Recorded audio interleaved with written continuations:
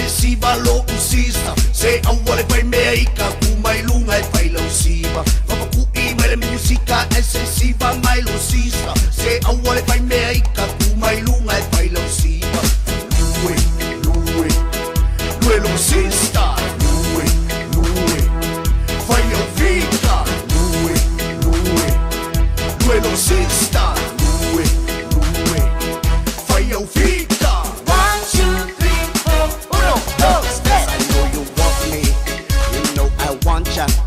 I know you want me, you know I want ya. I know you want me, you know I want ya. I know you want me, you know I want ya. 1, 2, 3, 4, 1, 2, 3. Zumba, Ochuluma, Zumba, Ochuluma, Lue mai ila musica e papalengi ai opica. Eva mai aside ma ela mali hamo exodus. I know you want me, you know I want ya. I know you want me, you know I want ya. I know you want me, you know I want ya.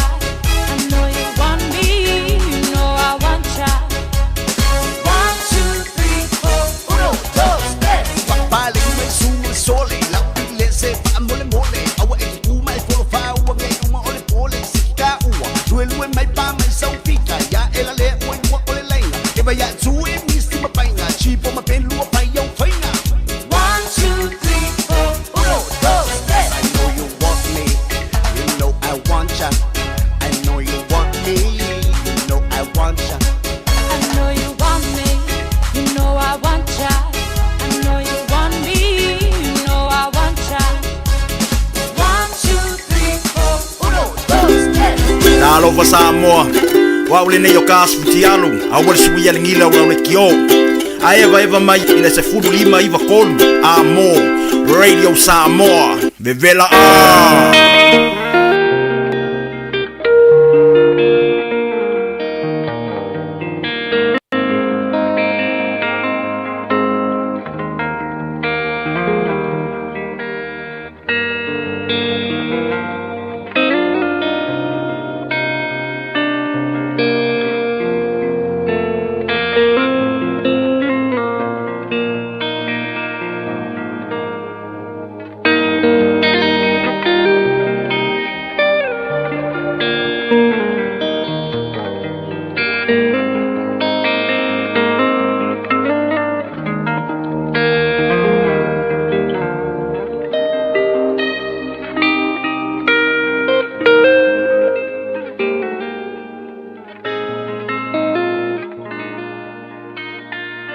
Luitau mo le aso.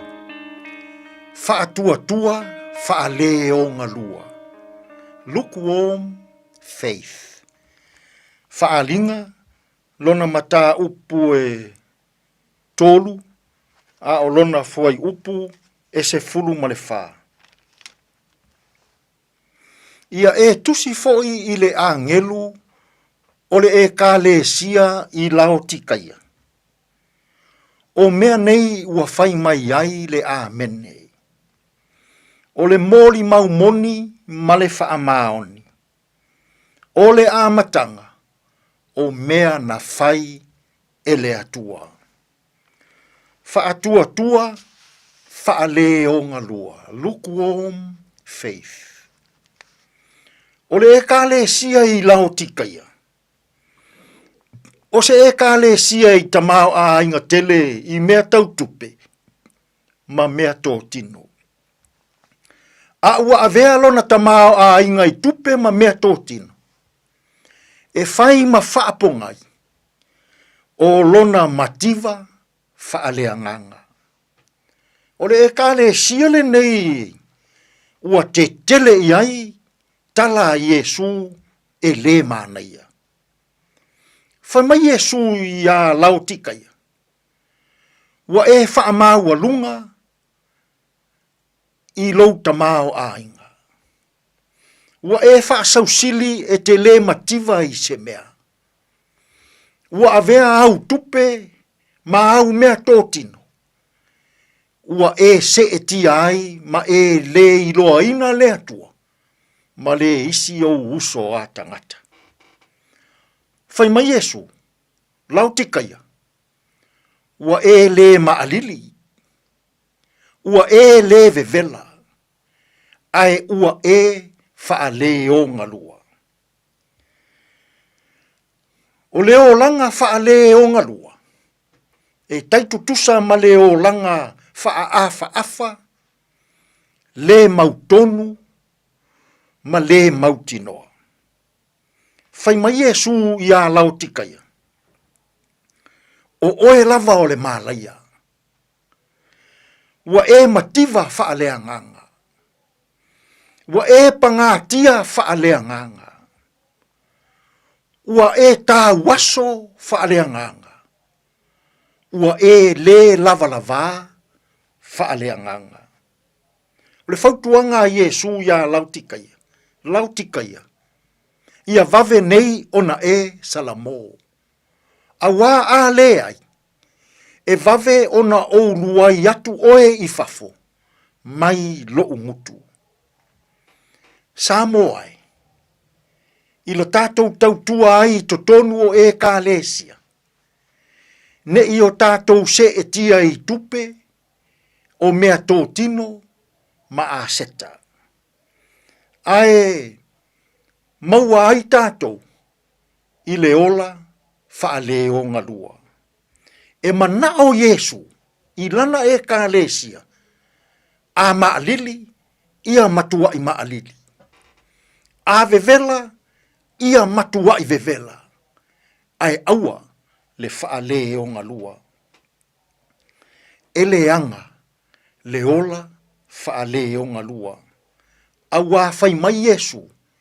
E vave ona ia lua ia mai oe i fafu. Mai lona fofonga. Samoa ai.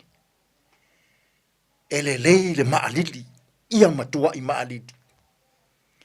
Ele lei le vevela. Ia matua i vevela. Aele anga. Le ola faale o ngalua. Tātou te talo. Le atu ai. A o maia i mātou uma. A maalili. Ia matua i maalili. A vevela. Ia matua i vevela. Ai aua. Le ola faale o ngalua. Tātou ia malau fio.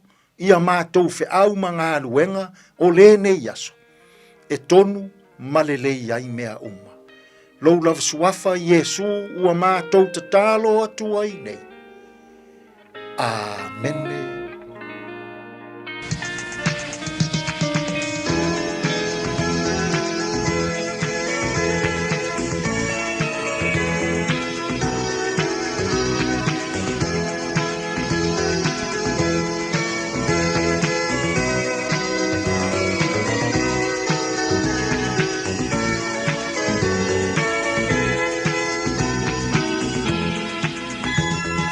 Leo, leo,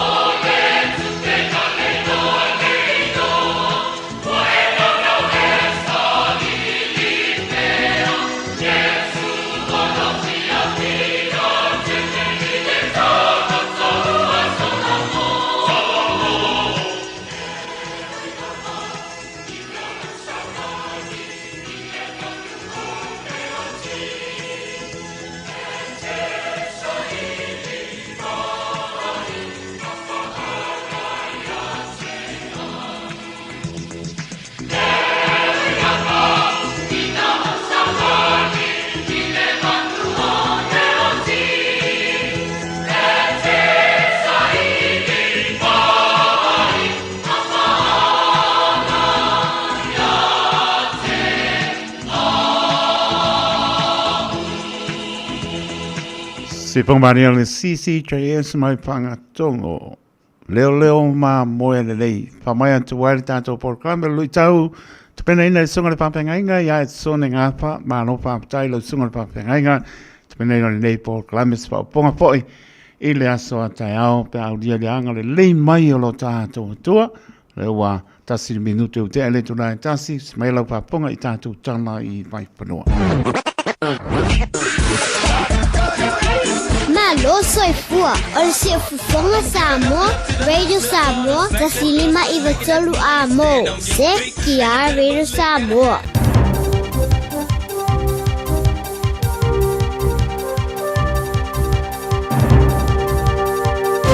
In this update, Winston Peters has been quick to condemn Fonterra dairy farmers voting to sell off brands like Anchor and Mainland. They've overwhelmingly agreed to a $4.2 billion deal with French company Lactalis.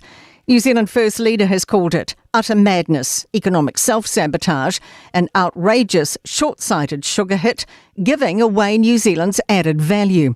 Fonterra Chief Executive Miles Hurrell has hit back. We have always made the returns as an ingredient in our food service business. Totally disagree with his view. His views don't surprise me, quite frankly, though. A new tool presents a climate future Kiwis will want to avoid. Earth Sciences New Zealand's research shows 750,000 people are at risk of a major flooding event. It predicts 3 degrees of warming could lift that to over 900,000. Its Hazard Viewer presents the nationwide flooding risks given 1, 2 and 3 degrees of warming. Principal climate scientist Sam Dean says we're tracking towards 1 degree by 2050, but then it becomes uncertain. Not just responding, but thinking about what's coming and getting ready for it. It's a real change in policy making, but it could be a really impactful outcome for the country. At least 24 people have died in Jamaica and Haiti after Hurricane Melissa lashed the islands. 4 people were killed in Jamaica, while devastating flooding in Haiti has led to at least 20 deaths. The US is sending a disaster response team to Jamaica to assess the scale of need after the Category 5 storm. Jamaican Prime Minister Andrew Holness told the BBC it's left behind a trail of destruction. About 80 to 90% of roofs were destroyed, hospitals destroyed, libraries, police station. And fatigue setting in for weather-battered southerners as they face a long road ahead. Southland and Clutha are still under a state of emergency. It's a week now since severe winds caused devastation across the region, and more than 5,500 households don't have power.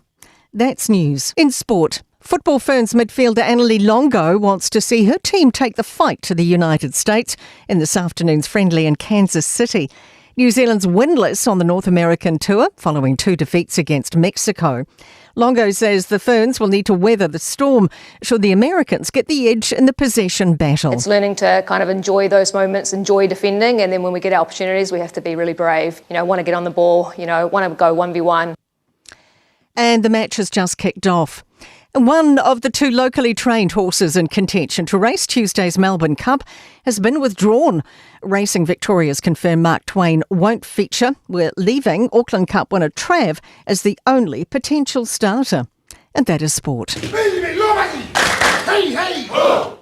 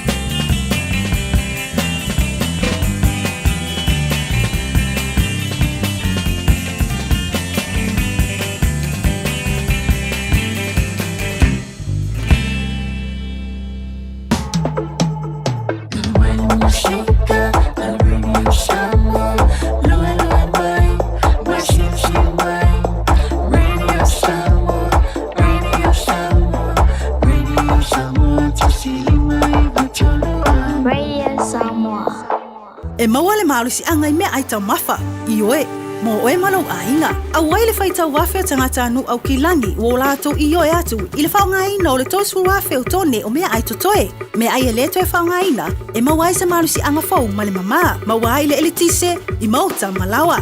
Awa la te toe la fo ia se me e tasi.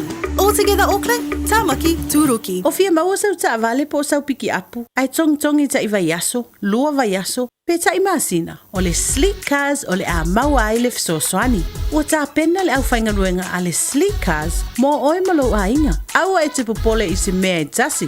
Te tala fitu aso, mai le sifulu I le tai au, angai le afo le ono le afiafi. Tele la lai au kilani I saute, vili mai loa, I le o lua tasi fa, fitu lua selau, po le o lua o, fa lima, tasi lima tasi.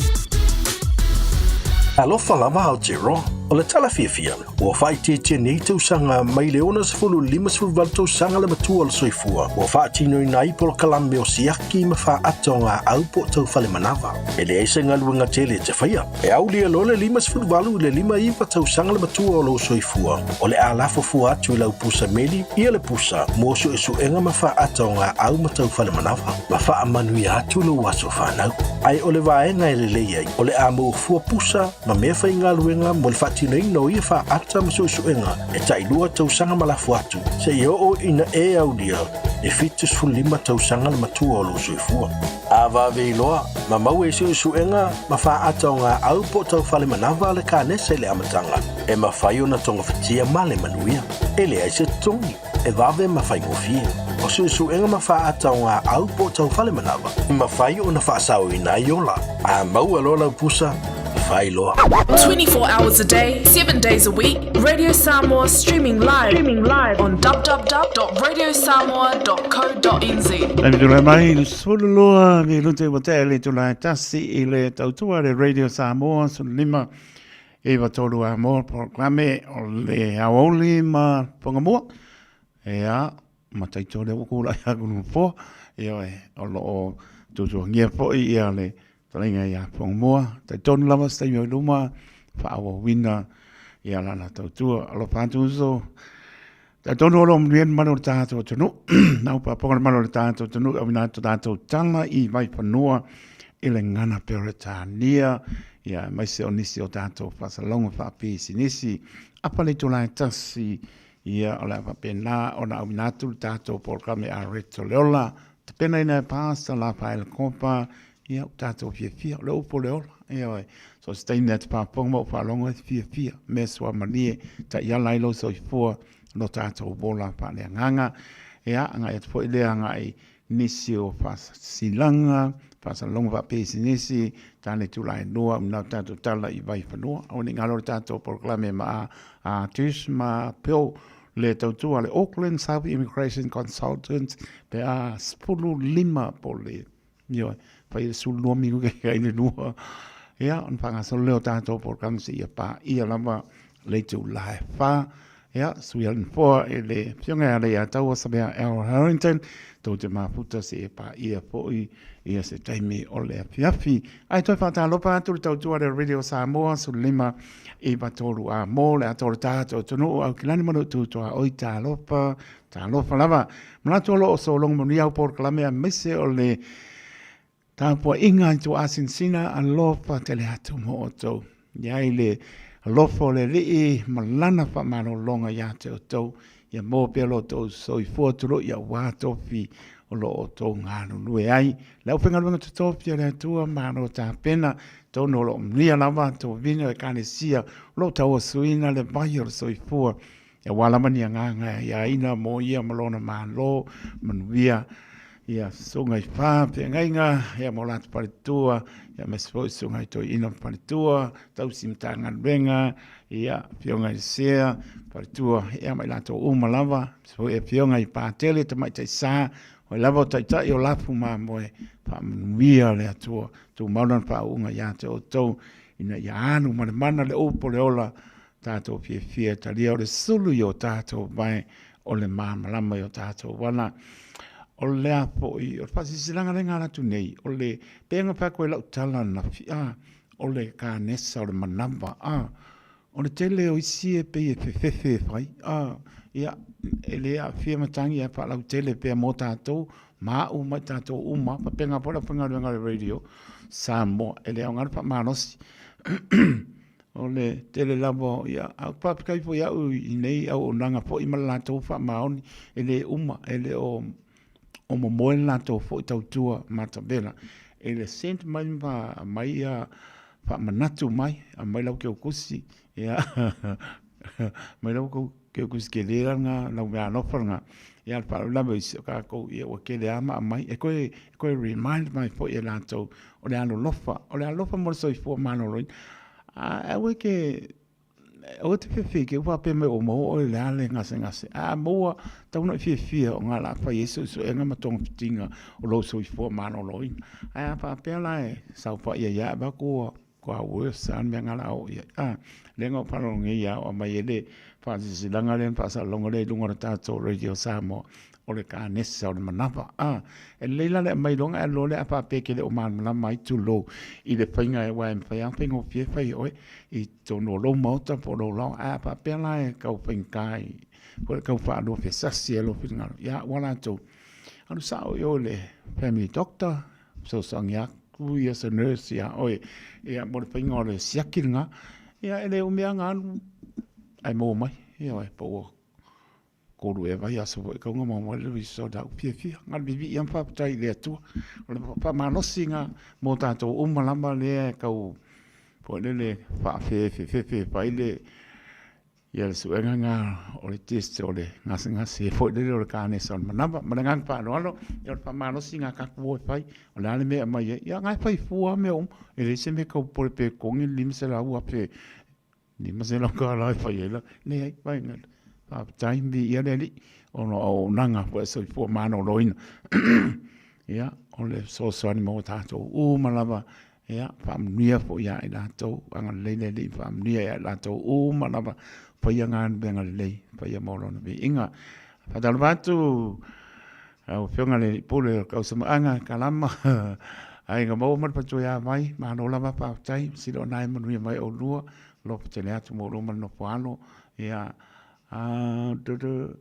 lopa atu po ia po seta, hātesa mua, ia mara ainga, apena po ia losa, mai whea, ia, mare sunga ia tango, pa iese soa male tausi po le patua ia o wila ia papena latou misia kurosua alofa te le atu mo tau manuia po ipopanga apa le tasi au nau tātou por klame o le a retola o le ala se kani ngakari ele supakako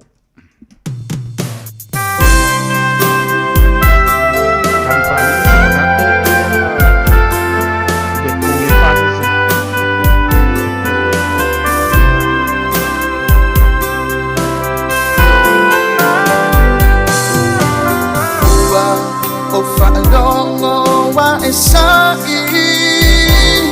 supokako wa etu uai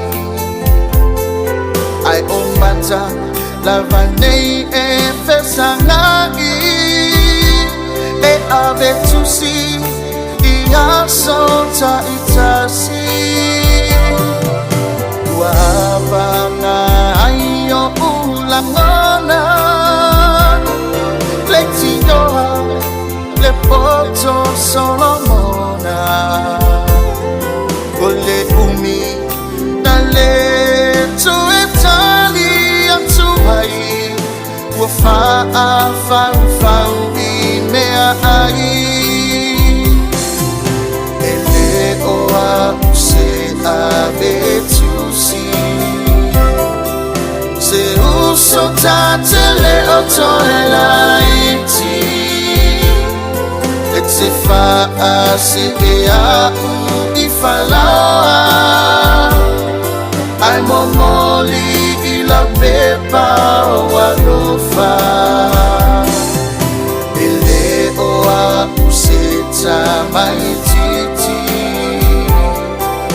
e ta ele ta pisi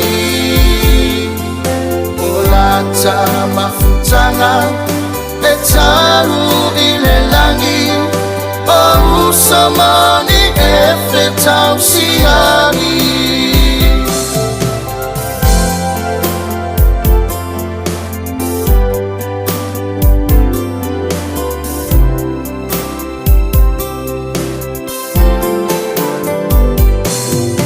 Aina wa o tatalaina na omawa ai tupe siliva sa o faita wina malo himata wa o olengi ale mafutanga ele se seloma sano sano wa malo upu ale supokako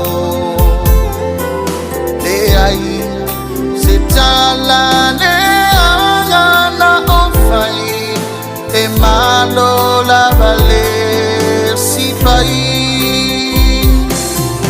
ele oa se ave tu si se russo tatele otoelaiti et se fa se a i falawa ai momoli i la pepa o alofa ele o a useta mai titi e ta ele taru pisi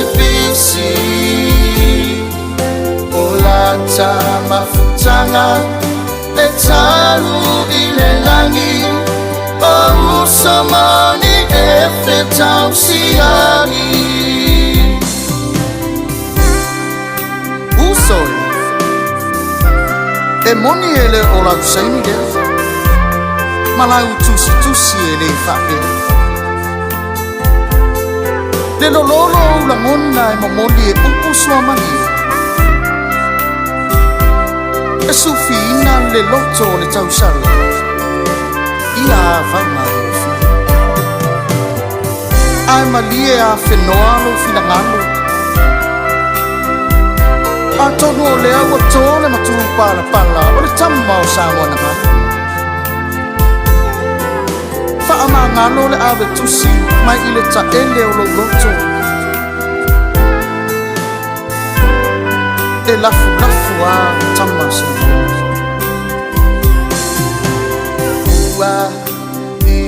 Ua le alofa Le tausala I upusa o fofola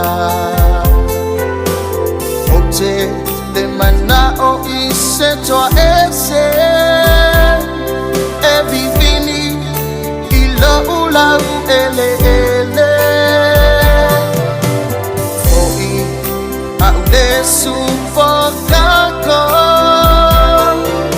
Watali a utatalo Ole a whaaigoa Ia o ele pepe Se tau vi ono uanga lele I tele Ele oa se ave tusi Se uso tatele o toela iti E te faa se e au I falaoa Ai momoli I la pepa o alufa Ele oa useta mai titi E ta ele tau pisi Olata mafutanga E tau I le langi O usamani e whetau siani Olata mafutanga E tau I le langi O maua umama le ave pasi Talo pa Samoa Aoauli nei o kaasuti alu Aoauli suia le ngila ua le kio A eva mai ina se fulu lima iwa kolu Amo Radio Samoa Vevela a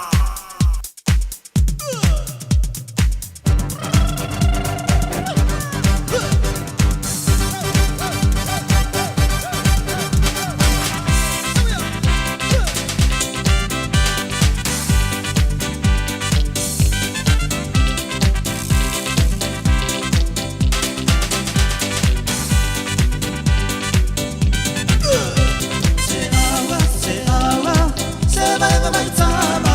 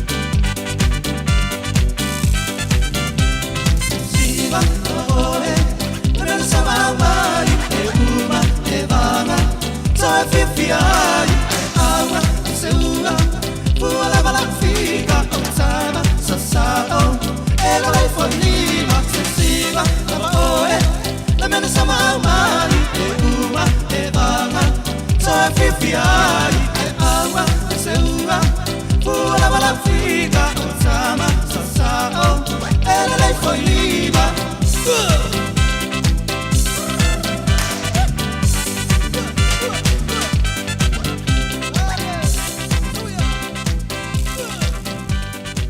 Ua na ole Radio Samoa se furulima iwa toru amo e tautuaina o e ilaungana fitu aso le vai aso. Bread of life sent down from glory. Many things you were on earth, a holy king, a carpenter, but you are the living word. Say it now. Come on.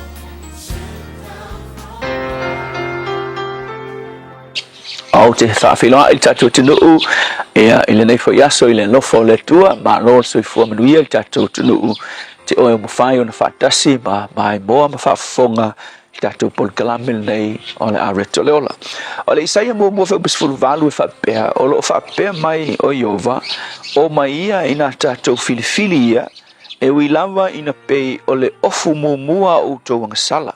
Fe mai e sina ia e pei o le kiona pe a whamangalo o e le tua. O le upu mo o le aso le nei e mawhai ona e sau whapena I le tua.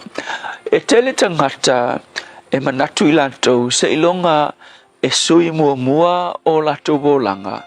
Ia malelei I latou ona whatu atalia lea o latou e le tua. E manatu fo I whapena ia tai lotu ma tangata Israelu I aso. Na latou manatu na o tangata lelei lava e whaatanga I tutonu o malu. Po mei o latou sunako. Na o le pau I o tangata e anga waa o na o I tutonu le sunako. E awa kukanga sala e whaikio iai. Pei manga o lea e le mingao leo mai o I tangata I tutonu o le malu. O na o latou manatu lea e na o tangata lelei e talia e le tua a o tangata leanga e iwi ai fofonga o le tua. Ai kilo e vai tu spa ia le fa pena Yesu ina ua fio mai Yesu e sela na vai le masangi o ngafeita tangata Israel ma fa ia Yesu se ale me mafukai la o to wa o matangata ngasala fai mai foi le sia li farsaio na fai mai ina ua saule fa fine muri dua ua Yesu fai mai lantala anga se kanga mo ia Yesu o le tu se mangu nga ke lolele awa tangata ngasala le e le te tau saule fa finge ngasala kongui e te vai e fa fine sa Maria ngali liu e Yesu e nga sau nga sala ia Yesu o le fa fine muri lua nga au mai te ngate tau ai ma o ngol finge nga sala o le fa finge muri lua nga sala ai na fa mangalo a Yesu i le tūlanga sa iai o ia o sa kaio o le sifi o inga ngoi ai nga sau fo ia Yesu e li va peo sau ke alanga ngoi e sau ia Yesu o le makua sifi o ngoi ai na suia e Yesu matangata fo wai ina ua feilua I fo mai Yesu e ele sia o fai mai te ulan tala fai makelo le fai o fia o me sa o ke lango ngai nga o fia kalia Yesu lo langa ke lo ele mele misi lo lang a ke lo melo ke fefe o ke fefe fo le ngo ke o laku ya Yesu lo langa ele akoko malisi me o fia laku fo le lo ke mga fo le si le mo lo langa o laku fa penge nga sala fa penge lo ki kilo me fa ka makele kala ia te o fa tu le ia vai ele o tangata ngai ke sau iai ma o le mea sili fo nga ka o ile tua o lo sau fa penga ia Yesu ai o ke sau fa fala sai o ia Yesu o le anga sala male o langa lalo langi ngai ke iai o le mea kongu ngai manga o Yesu ia lu feiloa I le kulanga le na ete iai o oe o le tangata nga sala a wa foi la o le fa fika o le tonu ale na nga sau Yesu e diol male nga sala ele sau Yesu e diol mai ka ngakale fa mai tala foi le Yesu o ke le sau mo e malolo a o e mama o te le isau mo e a miotonu a o e anga sala ma sau se I whekau I markanga ka anga sala ina ia pa u I lalo le tūlanga anga sala o iai ai whae ina le tangata ma whaola ina le tangata so le upu whaila lea mo oe i le aso le nei o loo whaapea mai ova vai whaila le tala whe mai o loo whaapea mai ova o mai ia whe mai o mai ia e ui ina pei o le ofu mumu nuinga whe mai e ui inga makua mumu ula o kou i le angasala whe mai tala le tua o mai ia o le invite mavala au kule tu tangata Israel le kou kuranga angasala ngai ai o mai ma le loko mawalalo a e sau ma le angasala ma le loto mawalalo e mawhaia le tua o ngā suia lo wolanga ke loa o le good news ma le tala fia mo oe e mawhaia Yesu o na suia le angasala mu ula ngā whia ngai ma oe le tua le alawa se mea o fefe ai le tangata e sau ia te oe na e fetalai so se tasi e sau ia te oe ma se avenga e te talia o ia o oe e te aveina lana avenga whaafikai Yesu e te le tulia i mātou Amen.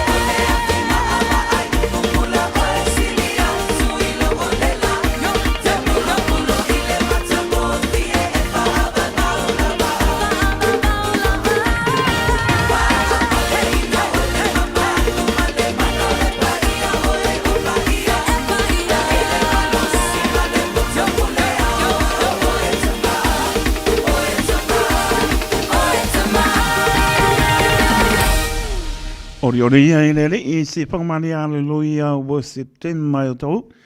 Pama e tuele tātou por klame a reto le ola. Ni lama por klame lo te pena i na Sunga ya pasta la pa ele kopa I vai aso tas moni pa mano mo pa tai la sunga pa pe out pe ni nei por klame mo ia foi kani sio nga luai tai mo pe nei por klame o por ola tato pe fia talia sfa pong po nei por klame le aso antai au pe tato lia ile lofa maranga le lo tato tua Spruiva minute ona tāna le tulai lua tāna lua na tātou tana I vai whanua whangasolo po leo tātou porklame o alama porklame lo lunga I tamu po I whangasolo tuai a meise ai po nai whaasisilanga I pio angamana whanga wha tonga e kare siam no la pena lama on tamu wha iai ia mai a porklame o kere ia uma porklame kere ia taito pa ima pa maonga konga Ese le whainga kāre o pūra le whamaoni. Whainga o fie la wanga whaanu. Ia e mawhaia. O ka o karisi wa mori e. Po a na wapsika ingo oe. Ai whamaongi a. Nei a se me ngā alo happy ama I vivi I le tu. Ia ma lo whaptai. Ngā soro tātou por kram se I pa I le tu lai wha. Ia ta tono lo mnia la wana maro tātou tunu. Ma lo le pale. Ma lo le nsai la tau. Pita I tunga I am ngā nuenga, se uma lor ngā lue, pe au pai atu e teime pa anua pe sasi ai o langona tai au, wa e maleifua mai, a leo kuai ngā e ko whāne pō e ko whāu kāne tōru rwa me au. Nea ke a maka lima, nā papenga e tō whāi ku lai rua. A lai pai mai, ia e mano lo I tu lai balu, wa ai lai lai wak whāpō mai leo ura kuai. Balu I tu lai kaunga e mano lo ai, e balu fo I au I pu vai tau mawha le aso gas, Wai pa au kana ai. Apa pe ai se pia kari ko nga ka ngole ya le mwenga bai man malo yo pule pe ya kasi nga po mai pa sai to mo po le noa anga me po le tamani o le tno lenga le mwenga bai man malo yo pu le o pe ele po se atu por clamor va pili po so lua ya pa te po le wa bai po I mal lenga ya ta pa mono ia lo asiasi mai foi pe lo nei ainga ia o toro nei tringa am ta pa ia toi ta liu foi tai mai pa te mo na no asiasi mai foi po le solua ia ma puta toi pa mo ua pa mai tringa ia se o ma no Crichton ono nisi po fuanga sai matangi atu no mau ia standia ia ua mornga venga ua pisiala ka walang ku ia na mano sia go mo pa mau ngā lai pukua ka ngwak ia pa tai mo tai foi ia o ma puta mai foi ia lenga ia se o ma no ia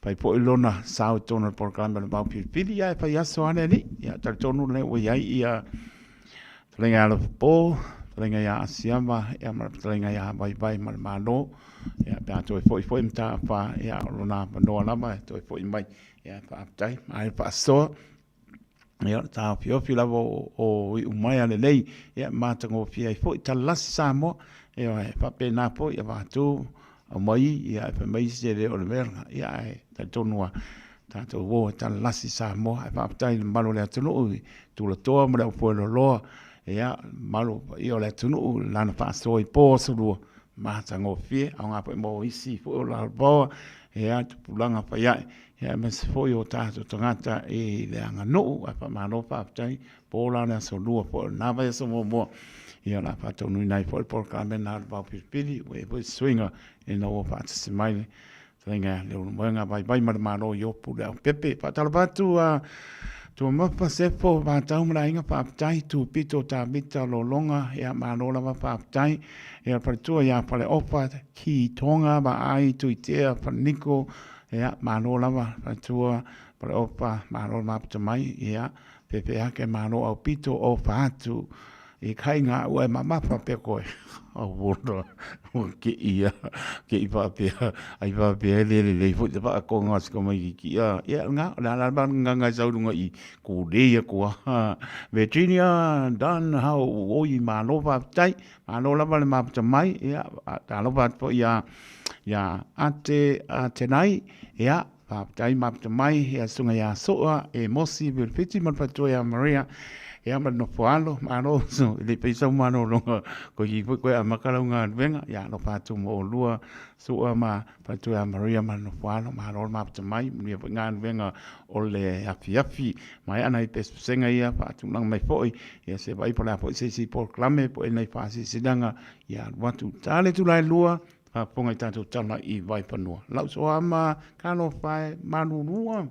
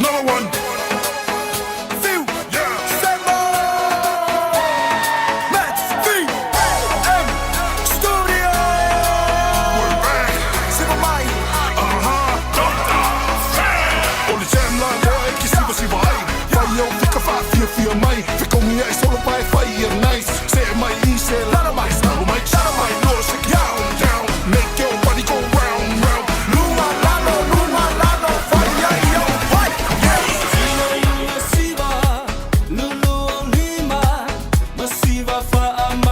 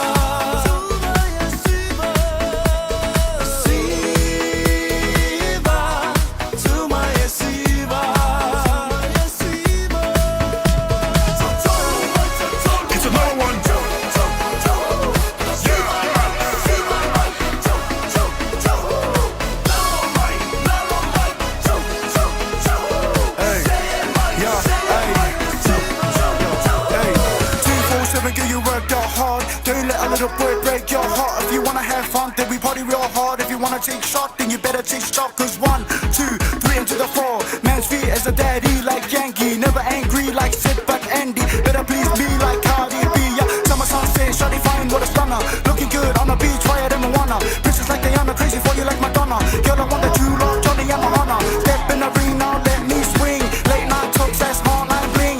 Ring that phone, I'm on my way. Send you back right home and away. Yo. Siva,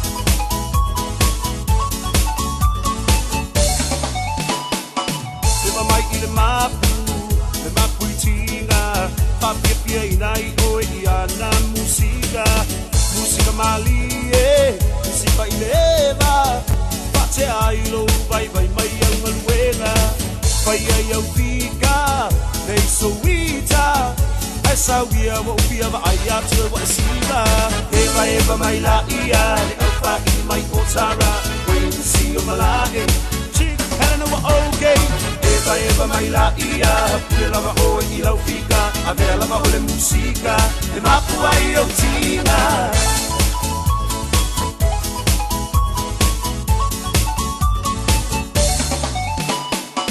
Nai au paanga Nge vai vanga E momoli atu le nei Pisa nai o lo paanga Le ngata i au te roa Whapere lau rangi atoa Mo o mo o ngai pia tau tua mo o e Samoa E ala i le taleli O le musika E sa wia sei e whape pia mai a ita Eva eva mai la ia Le au pa i mai o tara Wait to see o malake Chick helena wa okay Eva eva mai la ia Pia lava o e i lau fika Avea lava o le musika E mapu ai o tina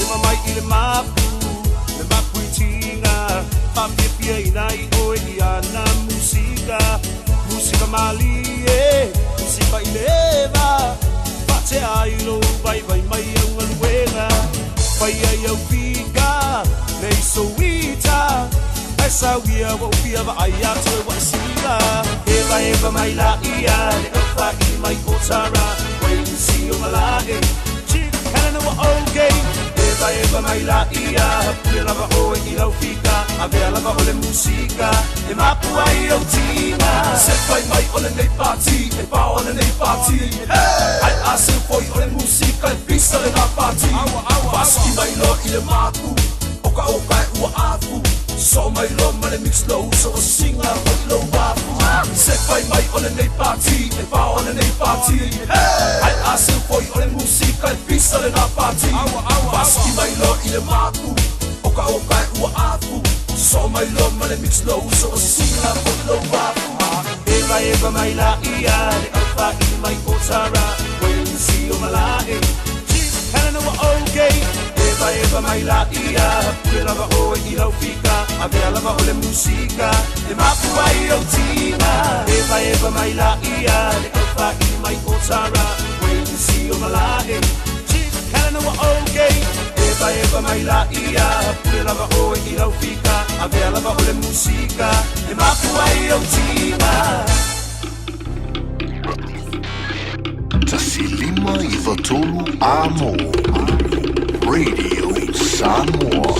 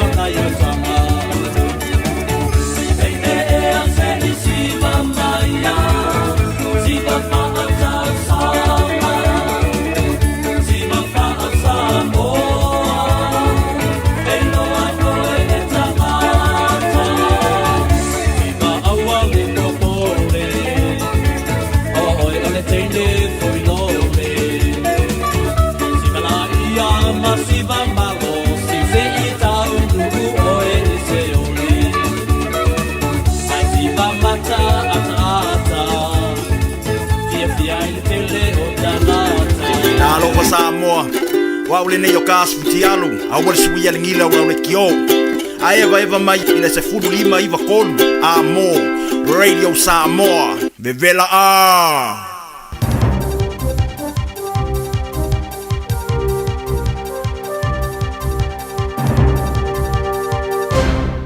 E whaatala whātu I lau whaafunga angale nei tūla o le Aoauli, a lamai o tātou telefone Milo Radio Samoa. Ua poe whaapanga tā nei e leo le toa wha se fulu ma le tolu o tangata, ma o tā whia ai le iwa suma le ono o la au malosi po whana, mai so la tō ruenga tele ua whaingoa ina le Operation Black Onyx. O se whainga pā anga, a o se ruenga o I tūtua o I le vau au Setaria ma New Zealand, tau mawhainga ina ia tau whia ngai o inga sorutu la fono, o lo au mai whaana nā ai la au malosi totono atu nue lua. I reporti ma le leitio whawa maloa New Zealand na whamawina ai, o lea ngaluenga tu whaatasi na amata whaatino mai le vao le aso suma le tolu anga I le aso suma le iwa o kitopa, ma na ngalu rue ai sui o le vaenga o ta o le National Illicit Firearms Working Group, o e mai le au nanga o leo New Zealand ma au Setalia. I le whaatautai ai o lea ngaluenga tele na mahaua ai le whaatino e leo sa ilinga, e ala le whaonga ina o pepa whaatanga po search warrants, ma le sili ato le se lau se fulu o molianga, ma le torsul whao a se singa I no fuanga po site visits, ma le se fulu ma lima o vaenga o whana na maua I ia sa ilinga. Ta ua le tai leo a siasi o le leo so whaapitoa foi, Detective Inspector Andrew Alexander, o le ngaluenga ua manuia, ona o le ngalulue fe oe ai o atunu e lua, ma le tele o nisio pā anga mai fafo. Na whaafetai le tai leo a siasi, le pūlenga o le saonga le mua upenga, le Firearms Safety Authority, ma le Firearms Registry, I le tali atu le ngaluenga sa ili o e o a afie le ftula fono. O lea ngaluenga tele na anga I tonu lea le sa ili o tangata o lo umia whaasotu la fono a upenga I tono le atunu. O le umia ino vaenga tau I la au malosi e au noa ma se pēmita. Nau no ta inga ina ia tau fia le iai o ia la au malolosi tono le atunu ma ia malu puipuia a inga matangata nuu. Mai le ono a fia ina ia upenga matautia. E tō lua o mōlia nei e leo le whasi o te tangata ma le loto iai o le murder, le maliwai o se li I luasfulu iwa tausanga le matua o Tristan Oaks I lona whale I te puke. O le tasi o li e tōsfulu iwa tausanga ma o le isi e whasafulu tausanga le matua.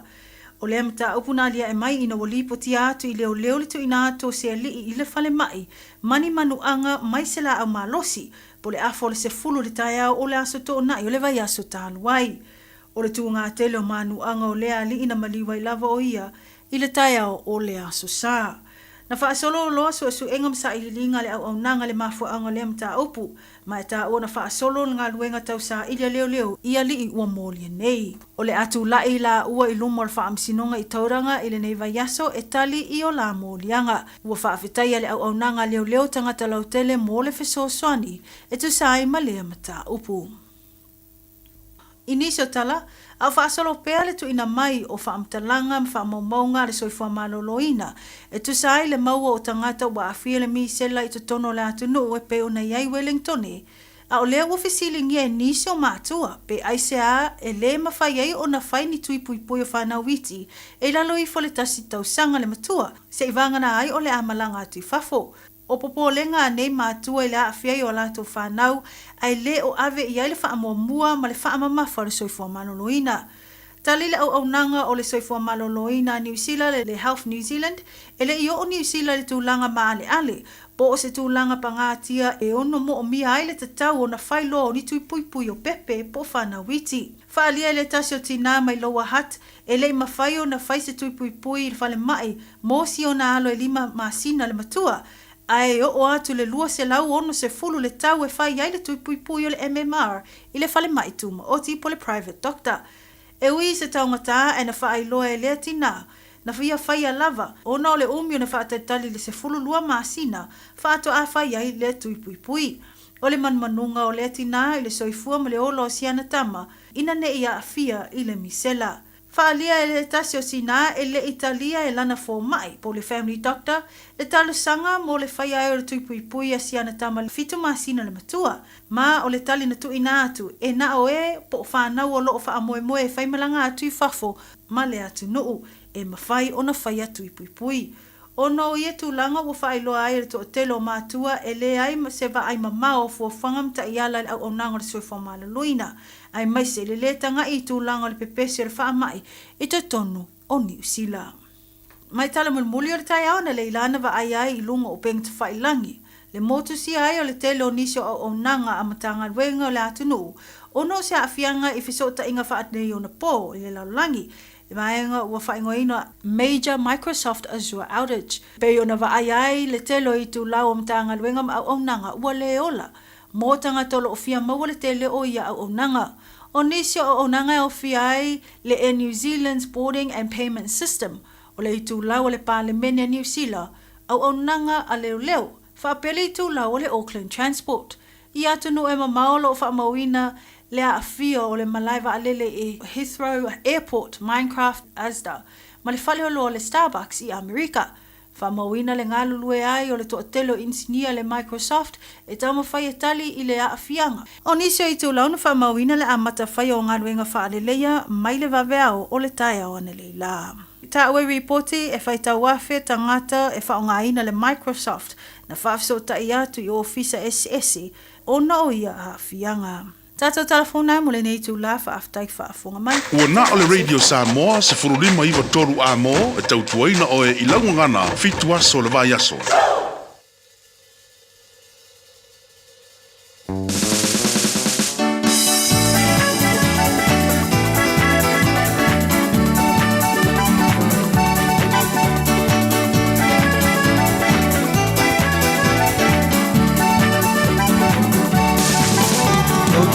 Talo fatu i le paia male mama au whainga ta Samoa i anonu atu na whanga tonu le malama e ala atu i fia fia o Samoa o le mea ui si o umata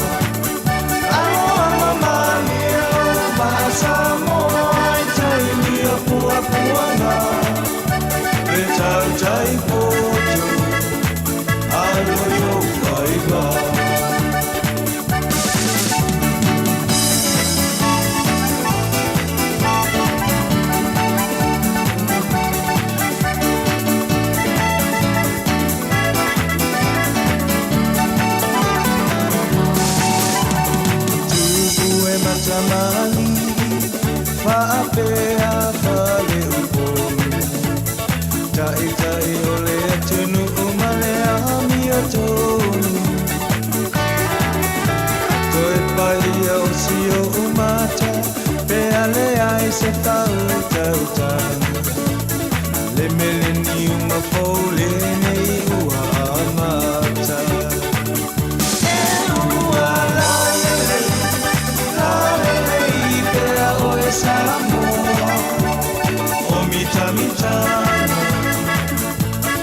o lo ua ngana alo mami e va Samoa i te ia pua puanga tau tai potu alo yo whaiba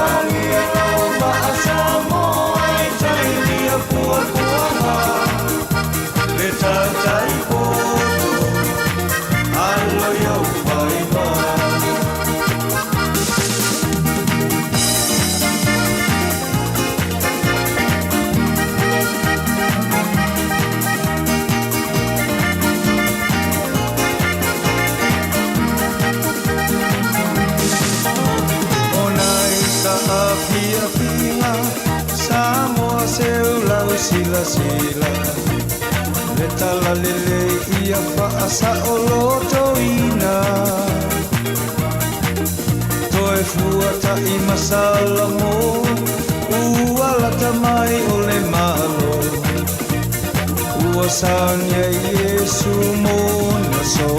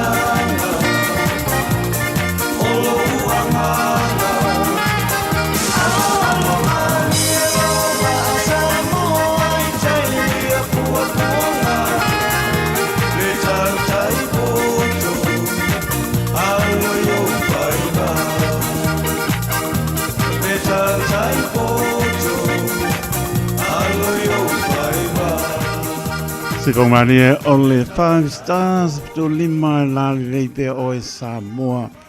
So lima minute wa te ai le tu lai lua le tau tua le Radio Samoa so lima eva tolu a mo pa ponga maro le tino le tau tua le nga le wa le I to finga pe pa ponga I tala I vai panua.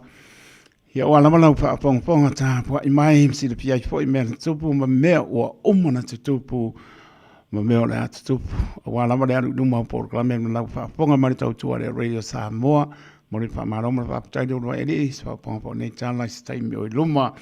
Te wai leu whatasi mai nisi o ma lo mai le Auckland South Immigration Consultant. Ea le sunga ia a tush. Ea ma le sunga ia peo. Ea se pai pos tala. La oia tele lava le so swani.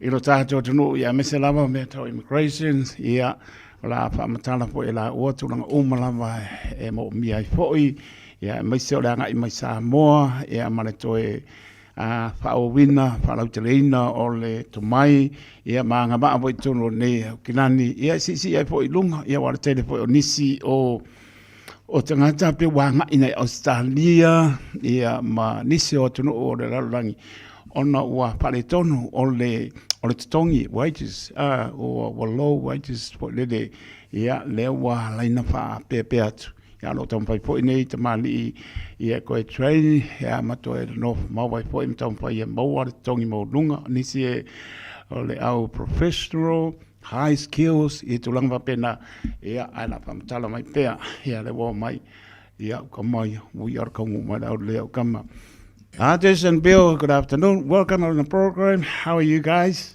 this afternoon? I'm sure it's pretty cold in Auckland, eh? Yes, it's getting a bit cold now, but unfortunately we have to bear with whatever we get. We don't have a choice, eh? So we have to keep yourself warm. Yeah, I prefer go back to the paradise. Very warm out there.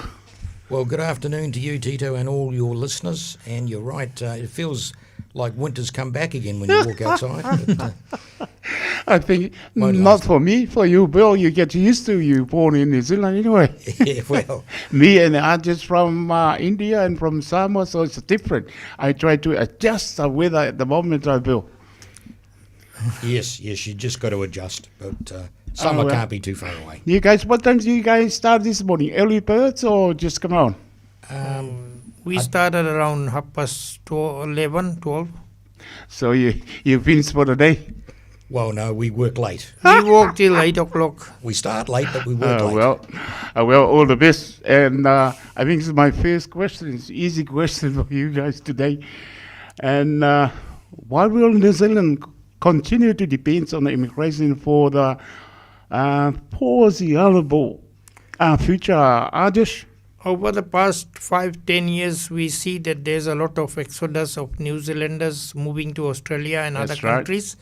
The countries continue to compete with each other in terms of migration policies, and they try to encourage people to go to their own country, obviously. Right. So New Zealand keeps on relying on the skilled workers so that they can keep the economy going. Mm-hmm. So it's important that we retain our migrants who have spent so much time in upskilling and wanting to remain in the country, so that we don't lose them to other countries.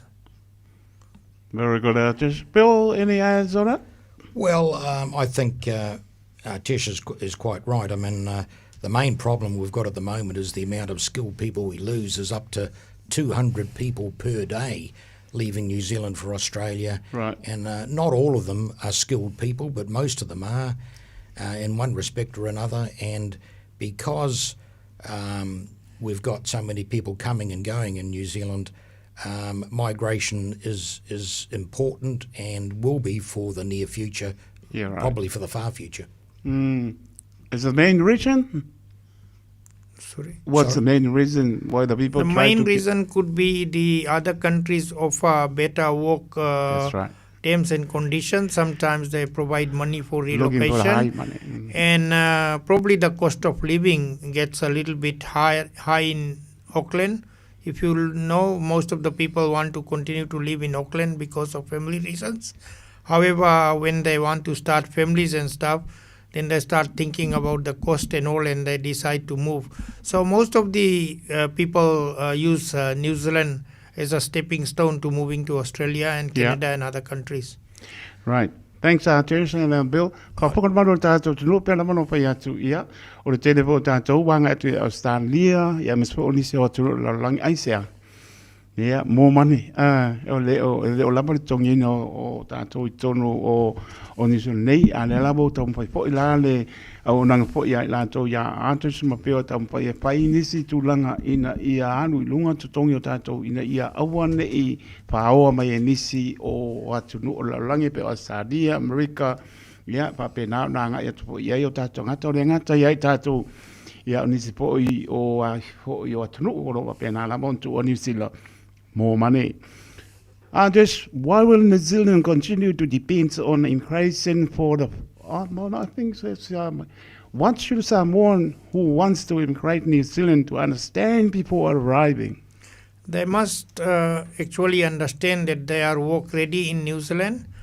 Basically, they should do some upskilling and make sure that the jobs that are that have skill shortage, even now the tendency is that the lower skill jobs are not getting much in demand. So those which are on skill level 1 to 3, they should, if they provide, get advice from myself as a licensed immigration advisor, I continue to tell them that they must upskill in the higher skill jobs, which are skill level 1 to 3.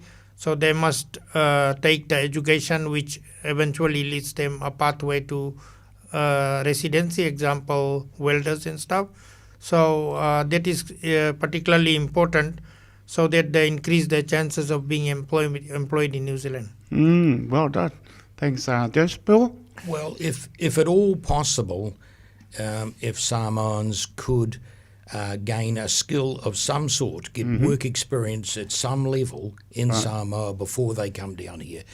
As soon as they get to New Zealand, they've got to be ready to start. They've got to be ready to go. Smart, and I know that's not always easy, but we, as Tish has mentioned, upskilling here in New Zealand once they get here is obviously possible. Very good, Bill. Ya nau pa pongan mano le tunu. Yo le mai nei o anga ba, o le le anga ba professor I tulanga po io o ngā benga ja polo pa penan pa ngā solo pe ona sa no mai a tes ma Bill. Yo tulanga pa pena to e ngā iluma upskilled pe on ta ua. Ia o le le yo ngā iluma o anga ba ma tulanga pa pena o na pa pena po I ona mau ai tulanga le I ngā benga nei a mai solo si inga o tongi. I to tono le tunu ia le papea ia le asa me mo mas file mo ale la vale o ia sa po nei ia awane ese la ngona po le pengta ala to pengta le all causes lo papenan pa ia to ato el malosi. And what workforce challenge in New Zealand currently facing Adesh? New Zealanders continue to move to Australia and other countries in search of better employment prospects and a better future for their children and the family. And the other problem we're facing now is the baby boomers, those people who are born from 1946 to 1964. Right. They are retiring now, and then they leave a big vacuum of skilled workers that are required, and then particularly teachers and bus drivers and welders and stuff, we don't have skilled people. And we encourage, like at the moment I'm going into international education. However, most of the people, although they cannot afford the money that's required to come and study as an international student, some families are able to get their children to come and study. And that's where they're able to go into other fields like healthcare, education, and in the trade jobs. But once they have got the skills, then they can take up those jobs. Otherwise, there's always a shortage in those areas. Thanks. Bill? Yes, well, that's the story. Too many people retiring. Of course, I'm a baby boomer myself. Nobody. And perhaps I should be retired, but the thing is, there's not enough young ones coming on to take the place of those that are retiring. Yeah. And a lot of our young ones are heading for Australia for adventure. That's right. Traditionally for Kiwis anyway. And with the amount of retired people, the numbers increasing noticeably every year from now on, we certainly need the younger ones at the other end to take their place. Thanks, Bill. Ia pe ma pongan maro ta tonu pe la bo anga ba le pa mo ia pe ona ta o to telo nisi mai between 1946 and 1964 they all retiring ele ko isi ge ya mo me young generation mo ta to lo anga mai ia le number ko ia train hard more skilled and ia onga mai po leo la ko pe ke la ku nga venga le pa pe po ave passi pas driver teachers ia mo ku langa ba penga ale le ia Yau kong pinga ngai ele ya se me ko po le lo kong sa war ko kongi fio pa so le aso. And next question there, Hodges and Bill, why does New Zealand encourage family-based immigration and higher birth rates? It is now common that the birth rate continues to go down in New Zealand, particularly because the cost of living is high and the families at the moment are trying to do more family planning. So New Zealand, Immigration New Zealand, we went to a seminar last week and they said that they should encourage at least 2 births per family so that the economy keeps on going. And they liberalize the immigration policy to avoid a shrinking population because we need to ensure that the economy keeps on going and there's sustainability in the immigration system and there's enough beds so that we have a good balance of the population. Thanks. Bill? Well, we're almost at the stage where there's more people dying in New Zealand than there is being born. And that's a scary situation for New Zealand to be in. Having said that, by the year 2032, there will be 30,000 less children in schools than there is right now. Do you think? So, absolutely. We got that from the government on last Friday. Now, that's a serious situation. We do need families, frankly, to have babies.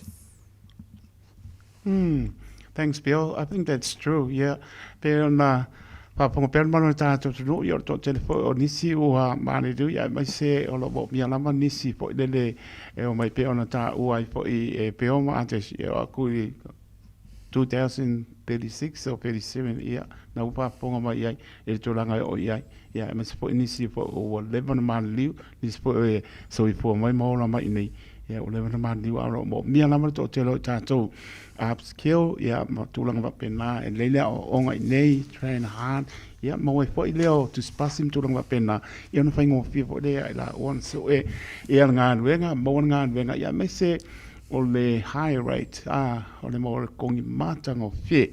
How can Auckland South Immigration Consultants help Samoan immigrations? Artish?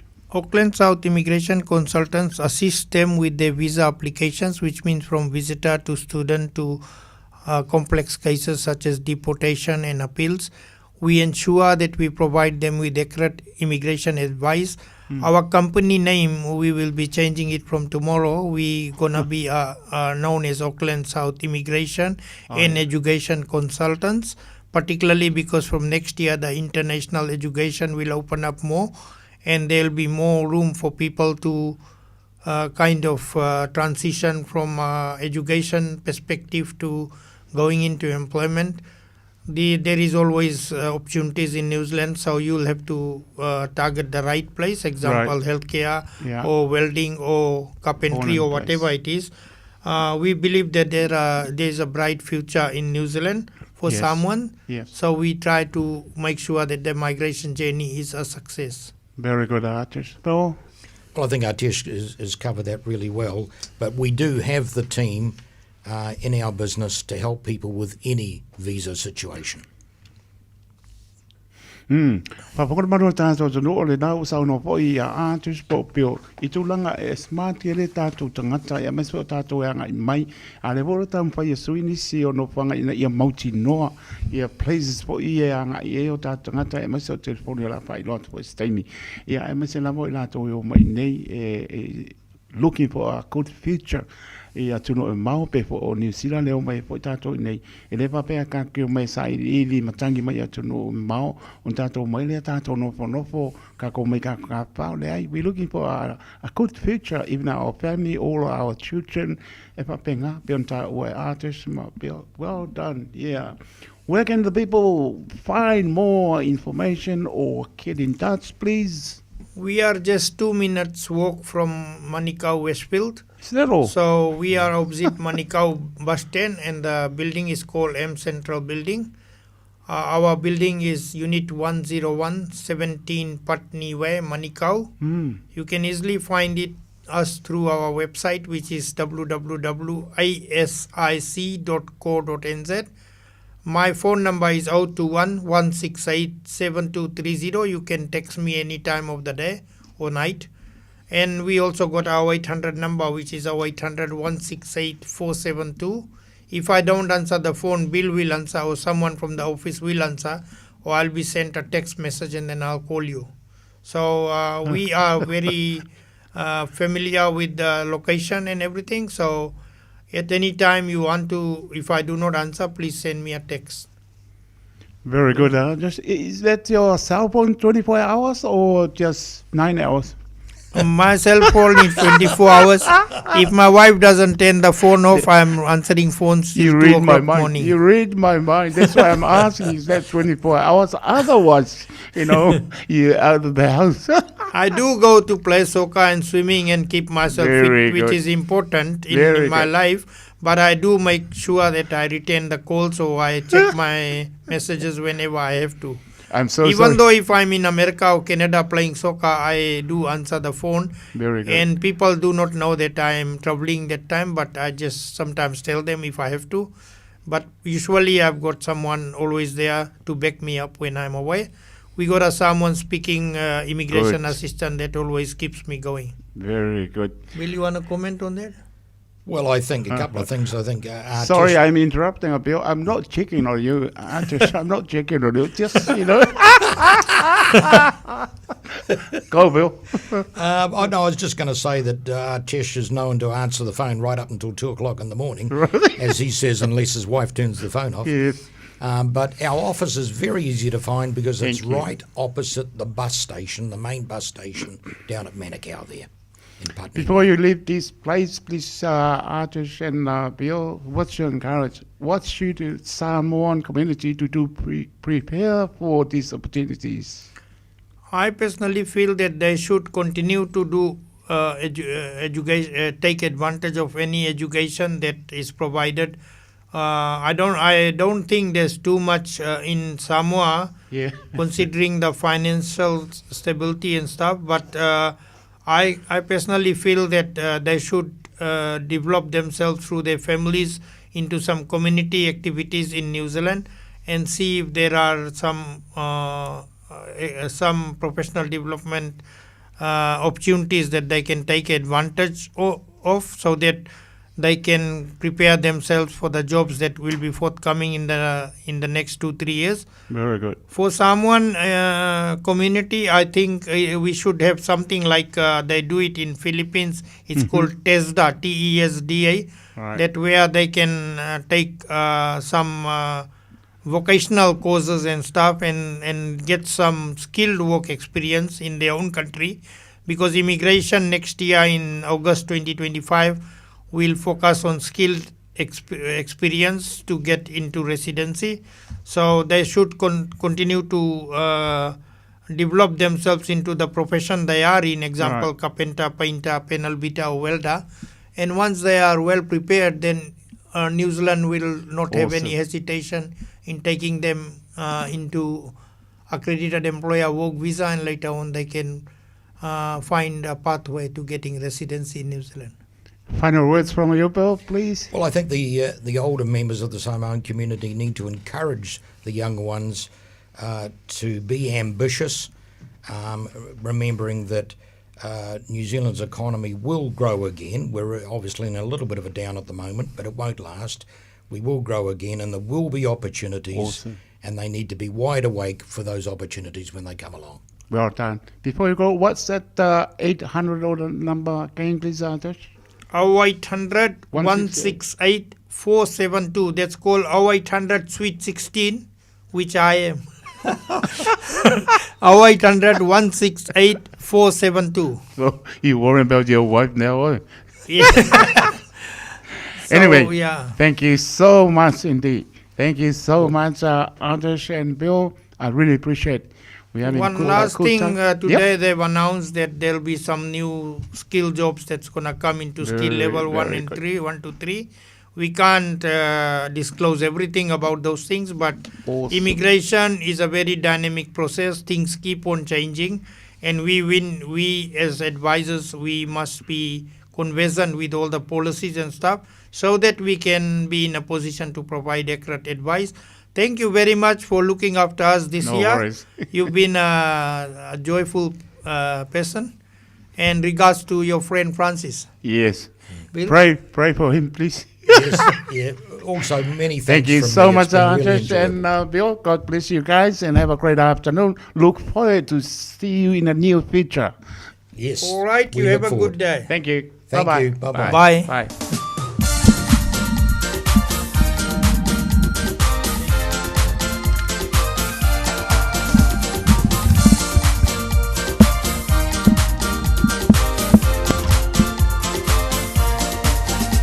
She left on the bones just to follow a dream she had to find. She came home mad when she follows a dream that's on her mind. I see the boat on the river, he's sailing away down to the ocean. Where to? I can't say. I see the boat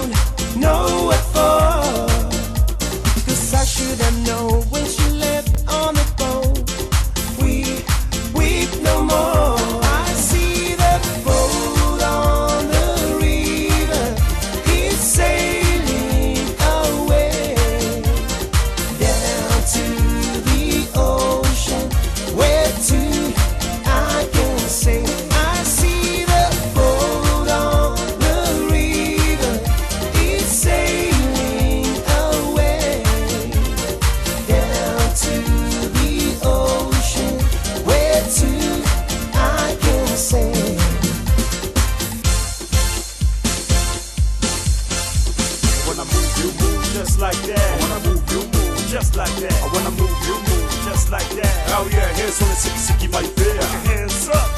Okay, put your hands down. Here we go. Oh, put your hands up. Okay, put your hands down. Here we go. Come on. Put your hands up. Okay, put your hands down. Here we go. Come on. Put your hands up. Go. Hands up, baby, hands up. Give me your heart. Give me your heart. Give me. Hands up, baby, hands up. Give me your heart. Give me your heart. Give me your love. Oh, your love. Angel face, I love your smile, love your ways, I like your style. What can I do to get closer to you? Don't think twice, I'm counting 10. Don't take advice, don't ask me when. Just come my ways and you kiss me and say, hands up, baby, hands up. Give me your heart, give me your heart, give me. Hands up, baby, hands up. Give me your heart, give me your heart, give me your love. Oh, your love.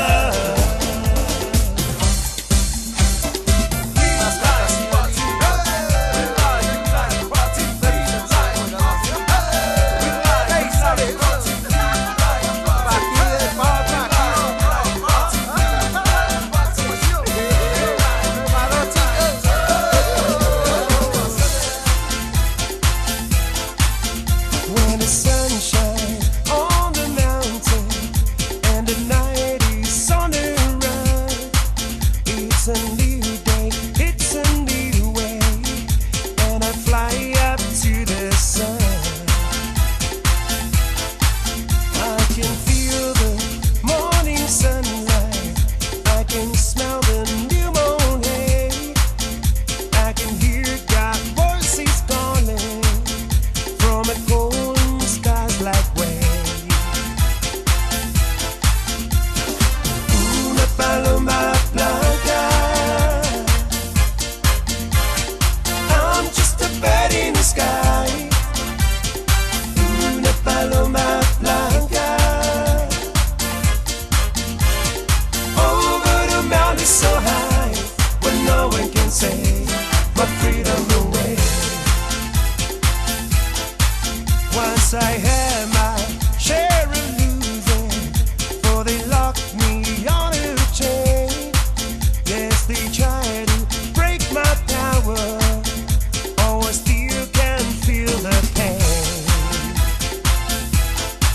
I can feel the morning sunlight, I can smell the new morning, I can hear God's voices calling from the golden skies like way. Una paloma blanca, I'm just a bird in the sky. Una paloma blanca, over the mountain so high, where no one can say my freedom away, where no one can say my freedom away, when no one can say my freedom away.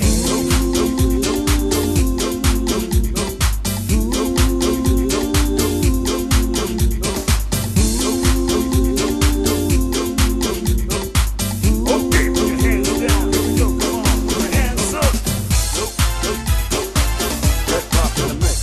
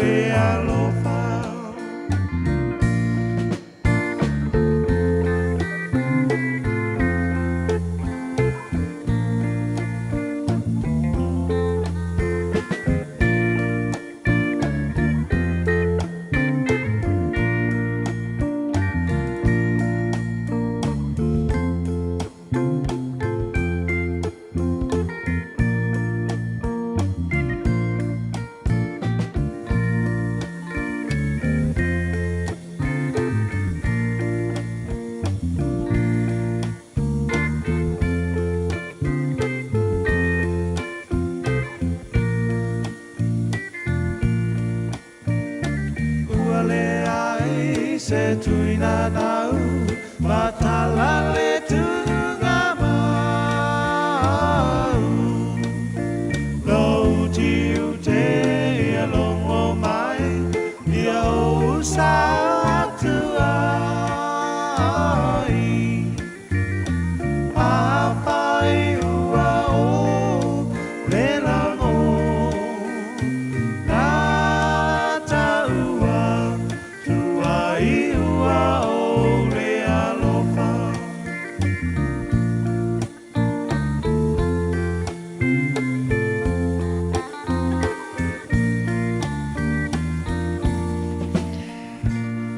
Osa elela wa fia. Se fo mani on 5 stars in oa. Tulai mai tātou tai mitsu toru minute ona tāra le tulai toru tāra toru. Te minau tātou tala I vai whanua. Ia walawa lau whonga tā puai e mōta malawa. Ai taritono o lo manu mia lawa le manu se o tātou tunu I lau tā po inga. Mesi po la singa o lo whia ngai le manu tātou tunu I nei aso. Pa mano le pale. Pa aptai lo tō te rieino le tautua le Radio Samoa su lima I watoru a mo I maota malawa tono no sā parpenga venga wha mano wha aptai tai tō manatu mai se lava o tu asin sena whai ar tāpo inkano whai a lofa te reatu mo tau ia I pere wha mano longa le li I tō moa so I fuaturu ia o wā tō whi matiu te wāna uinai o tō ta māmatina ia pa pina fo leo whinga venga tō whia le atua lo fa no manu a wasa mo tai au fa mano fa tai mano le tunu I lau tāpo inga pai vai tāpo ia e manuia fa te tele lava I lo tō manatu mai tam whanau sa mo lo ngānu nui tawhai whio ke rope ia mes fo nea tunu pata alofa atu aim toi pata alofa atu nevaenga o le apiafi le astofi pata piti o ngānu venga le wa stolu se fulu longo winga e umakai aro masinga le separoi aso mua le astona o le winga aso lua al pamantunga le asa o ne ngalo yo e mafo salamo ia ngā kani aile awar kani me fa le tau le no vaksi sia ko ai fa manatu o fa mangaku yo ngai mai ia kula pongo ai ke ni kandia le tino martoto keris al fa mantunga pa ia la sale la sau ia ka ko malotu le va pe vaksi sia se pia mio tono se si po se pia to se tato uma tato te o pe sili le to ia matato fa ia lona fina ngalo ai au ia tato ai se mane ai pa lango pa mo le to e sua malie uma por clame mai fia lo fina ngalo mai fia te molo manosi ia te au onai so se ala tau tua so se ala ia e manatua faia moribi inga le tua ai ngā tia tai tole au ona pata wa se ma nei a lo pa te atu il mano le tato tuno pa tai wa lam pa i nei masina le pe no pa atu uma tai al masina ia matai leo o no ben malastona e la solua le sal pa mantunga pa ia tino martoto keriso na momo lungo sa tauro matanga ina ia ola tangata na le loa le sala va fio tato tala pe am tau le pa io le tu vai le lava tato ngana tato te fa matala ile lofo le tu tau io se me longai di ia le matu mau fa bau fa da lava ti a Solomona le asi ma no lava le va mai Solomona le asi ma le per tua ma no fuano pa te tele lava lo pa te atu ma no lava ile le e fiafi ia tu ia sina leo ma si ona tu atina ia no salia lo pa te atu ia mei mase ma vai le pasinga ia no wana o ngai pans po ngai pa pasinga o ko ngora pe i ko pasinga I sini Australia o le la anga ia ku si le nga so ko ngai kele e o po ngio le ka so ngi pasili ya so singa benga ya pai mar pa maoni pa tai lava ma mai Frank Pingota lo fatu manuia foi ngare le yaso ya mese la to umala mo pia ngai ngan venga manatua na to se fulu minute to se fulu minute tare tu la to wo leva nga saufa tu loa wo leva na saufa I na ka paka le on ni oi na sa bre bani le o le paka ka bani ya ele sa bre bani o mai sio va pine mai sio va tri le la tane tolu pa malo pa tai matua o ma fa malosi ta wi alo le la va malo vai Ia sautia le po la ina leo. E tau via mea umana. Pea e malo fai vore whanau. Whamria le tamaiti lofa te le atu mo o tau. Whamria le atua i o tōru manai. Ia o le matau i le atua. Whalongo i le atua. Ia maustai i le atua. La matanga na o le tama ma le teine tatou uma. O le maua leo manuia. Whamria o tau mātua e mase o tau. Le ngana no mena tas.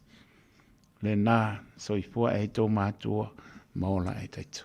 Leo to e iwa minute, o na wina tu leo tātou tala i mai panua, pa mālolawa, pa tain maro le tunu, pa pōng mea, mesua o tunu, ma mau, a lofa te la, lenga whai mai, oi lenga whai mai ke fongi na koe, e ure lon me waru i ke fongi.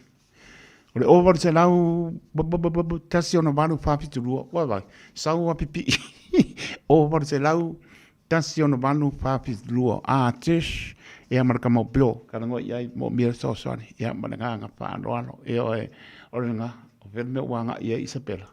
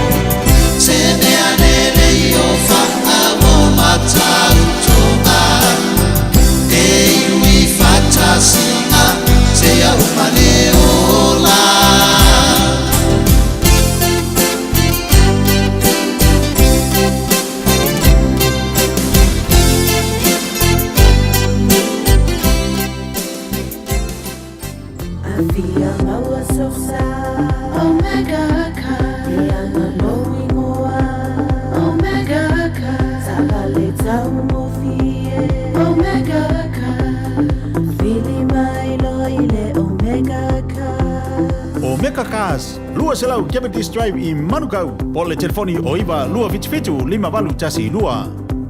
Susu mai manu kaune Omega ka Umalole keisile Omega ka O se tala fia nei mo ila cholo mana miele vai yesi, vai sasalapa bale vai tamalingi, mai le Samoa herbs. Ua mawhaine o na whaata watu le tātou ofisa, a le TL marketing ila mauto Samoa I mangele. E nao le lus futala le tau le vai, ma e ave le wha mua ia I lanto weanga I mai le ofisa, e totongi mapiki a lanto vai. Morisi whaamtalanga whao sota iane, I le olua tasi o lua o lima valum tasi fitu, Monisi whaamtalanga, I le tātou vai esi, vai sasalapa, ma le vai tamalingi.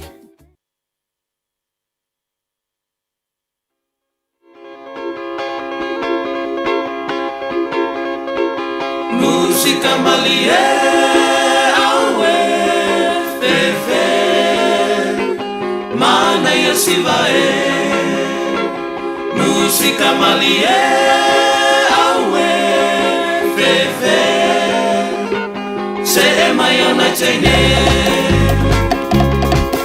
Usumai la pese malie Siva, siva, mai, fata mati, bao, so. Le mai luma ai, Aoauli pao. Jesu a imiti whaarolo. Awala e teita e whaalina. Pera pei o se tama mai Mexico. Tata fiti mai sito e aina. Le lo matua po I uaita. Ua le mawhai la le malie o le musica Musica malie awe fefe Mana ia sivae Musica malie awe fefe Se mai ona tene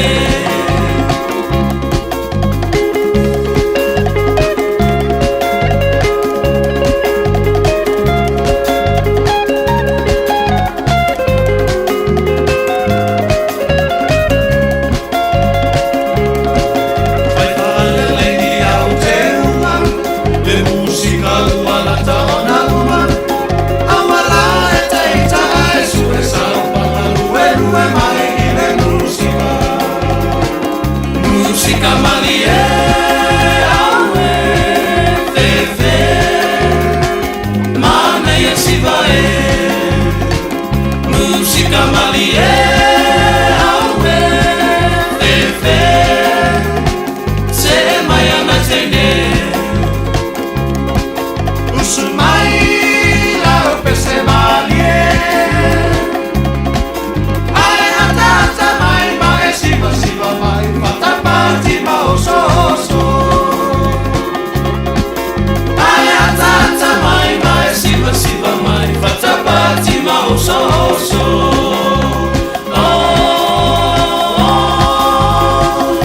Música malie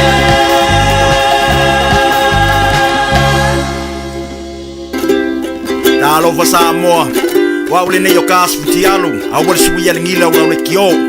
A eva mai ina se fulu lima iwa kolu, Amo, Radio Samoa, Vevela a.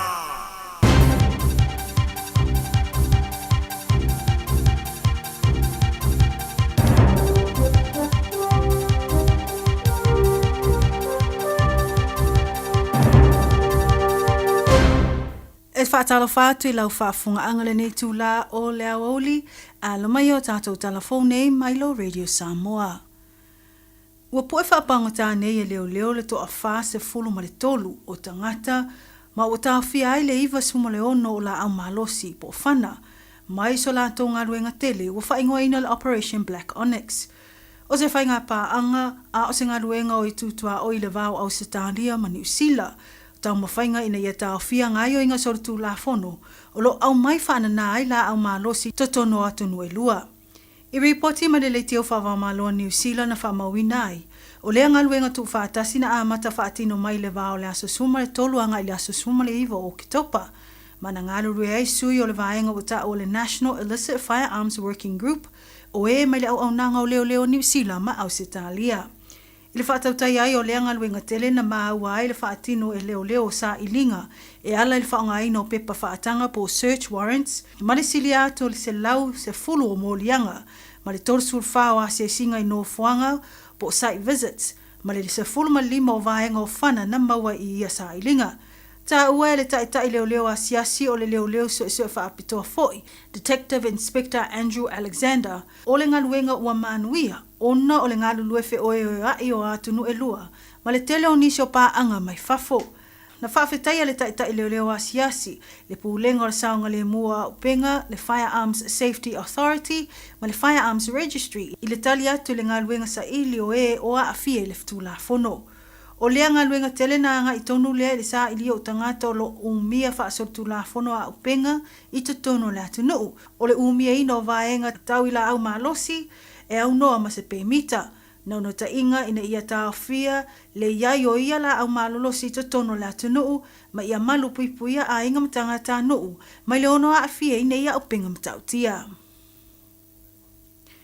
E tō lua o mōlia nei e leo le whasi o te tangata ma le loto iai o le murder. Le maliwai o se li i luasfulu iwa tausanga le matua o Tristan Oaks i lona fale i te puke. O le tasi o li e tōsfulu iwa tausanga ma o le isi e whasa fulu tausanga le matua. O le amata upuna lia e mai ina wali poti atu i leo le tu ina atu se li i le fale mai. Mani manuanga mai se la au malosi po le afo le se fulu le tai au o le aso tō nai o le vai aso tāluai. O le tū ngā tele o manu anga o lea li ina maliwai lava o ia i le tai au o le aso sā.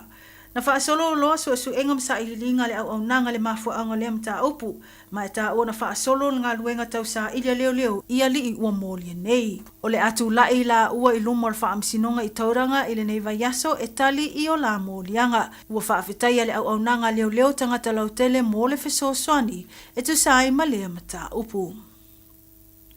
Inisio tala, au whaasolo pēa le tu ina mai o whaamtalanga ma whaamaumaunga le soifua maloloina. E tu sai le maua o tangata ua awhia le misela i tu tono le atunu e pe o na iai Wellingtone.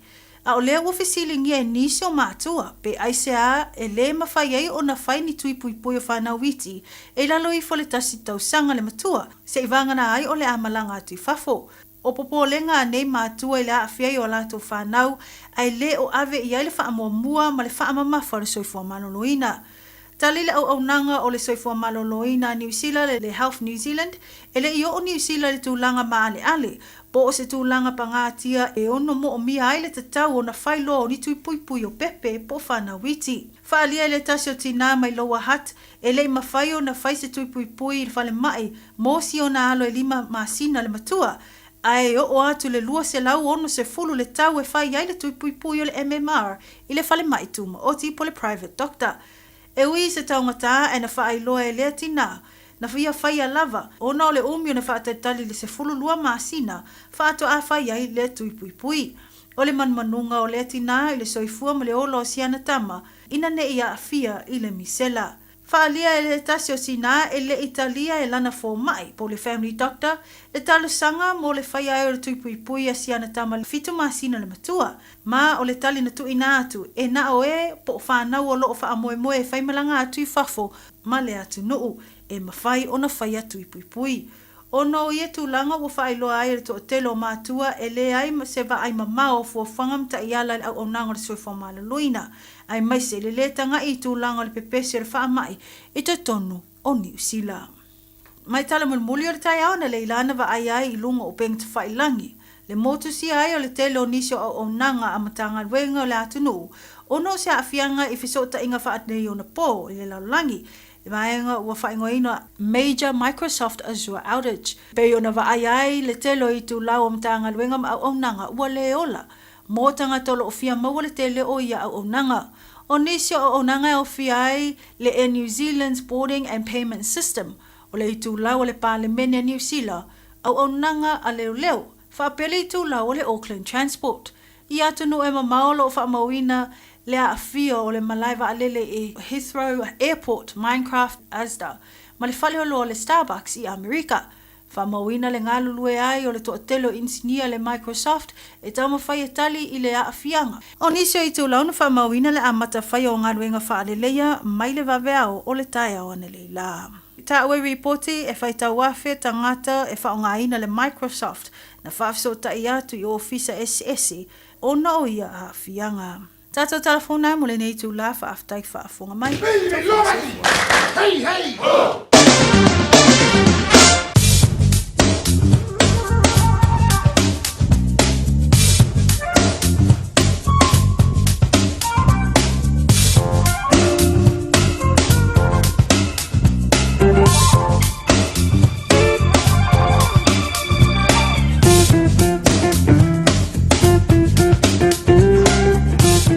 Ole tamero tole mai fitu minuto o te ele tuna tonu fa fona mano tato tonu minato tato tana I vai fanua I lau lava ngana lo te penaina te mata ia leulua ia li to finga ia mori fa mano fa tai sis mano lava ta pena ne aso fa ponga po tato tana stai me o luma a sta va ingal tana tau ia wala ba por clame fa nga solo Lo tu malu vera pa mawina o kilani spulu iwa le maulunga o lo iai malona maanlu I le po spulu lua.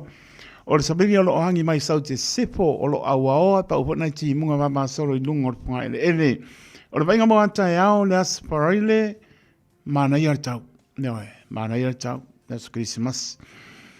Awaoa po nisi maenga au kilani le aso anta e ao.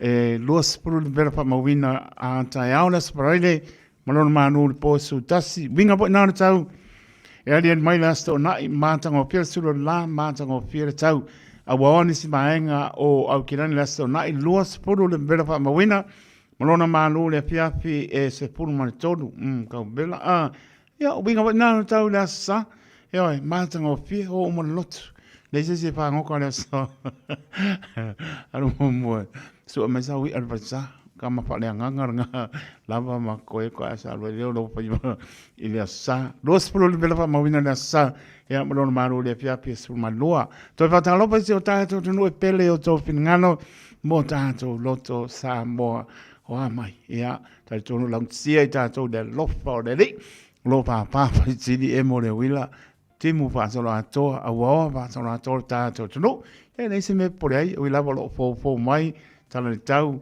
lo la te ia fo ini fa e mo nei vai tau tau sanga nga e tu le fa ungo ia e masani ai fo uno parsa tu ia ma ai lesi me pone ia na le longo po ina la vai ta pena io ta pena le tai so ma tai maru ia ma tango fi o ata io mai so ma maru o ta pena iai a lo fa pena na baba ai le ia la tono ma ia ala matangi anga al Pasifika ia le tulanga le nao ia matangi mti munga malosi ia mana tua per tato talo tato I mamao atu no mamao ia tato man tua per sa mo mana Pasifika I tal sanga ia bala no fuanga ai pelo I tal sanga dos riva le bela pa mawina lo ia Samoa ia malon madu le fiafi e lua por man lima vai ap no pa to lo manesu la ile manosi lo fa manu ia a lo awa po io o mai a pani ia lo la pia o mai lunga Harbour Bridge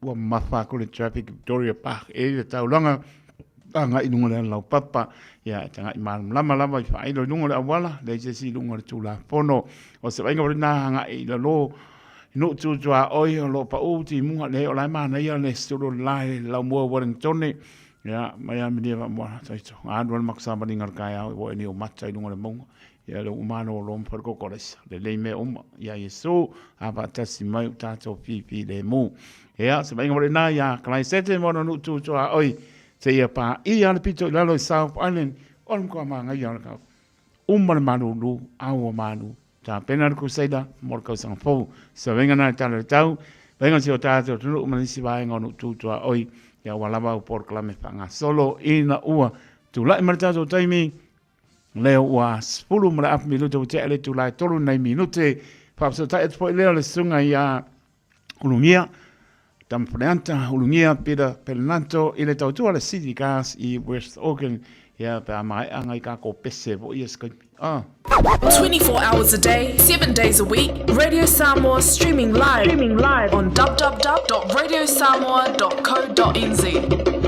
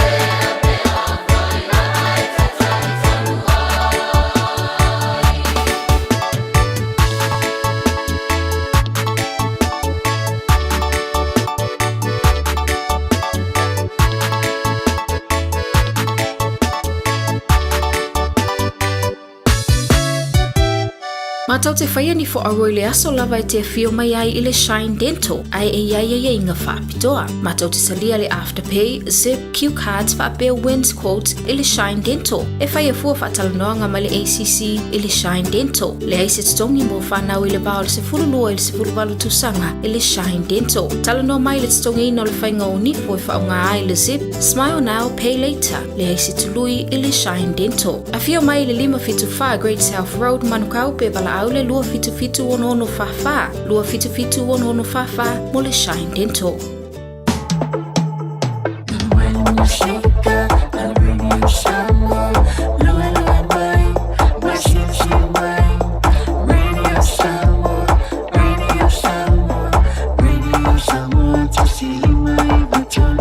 Radio Samoa.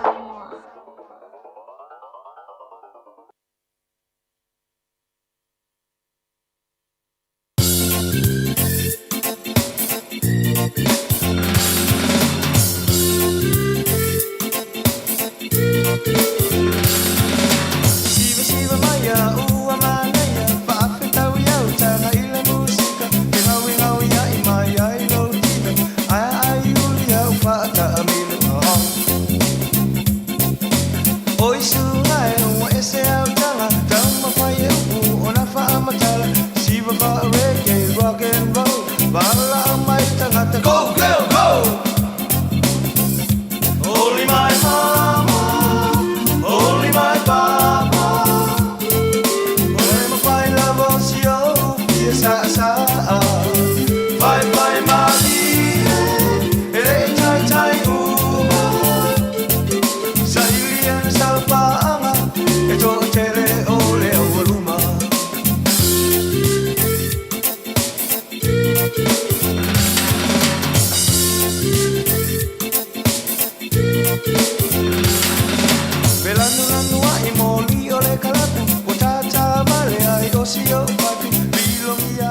Lama no whai atu o le taimi mana tai ele whaatari ai tangata wha maruru atu le 5 star ia ngā le ua tau mai le sā o le pionga le pule o le city gas ia e le o tau tau whai lo ino po le nei tamali no whale sā tu ia ma upunga ia mātou ia le sunga ia ulungia po le pionga ia ulungia pera perenato ia me se po lan tau tua mtabela mai West Auckland e le tautua a le city gas eo telefone mano le atunu mo le mawina le anga ia tu sul fa ia ya lo failan tautua mtabela ia e nei lau le ia man ma tango fie le lo fo le ia o foro fa ta ba tia o lo so vai se unga na va ta te le pelo ia le la vai bala bala e to sia ta to o lo fo le o fionga o nia ia sumai kana mai au marungai fa ka por kalame ia ba ko lo fa anga skauso Auso ya Fofogamua lai mai lo fanga pe aka ngua mrangang pa no alo nia yo e fa kai to ya go pole fo ile nga fa kai nei vai ngo le u ni na mo ta filo ina sia fo yo no volta tu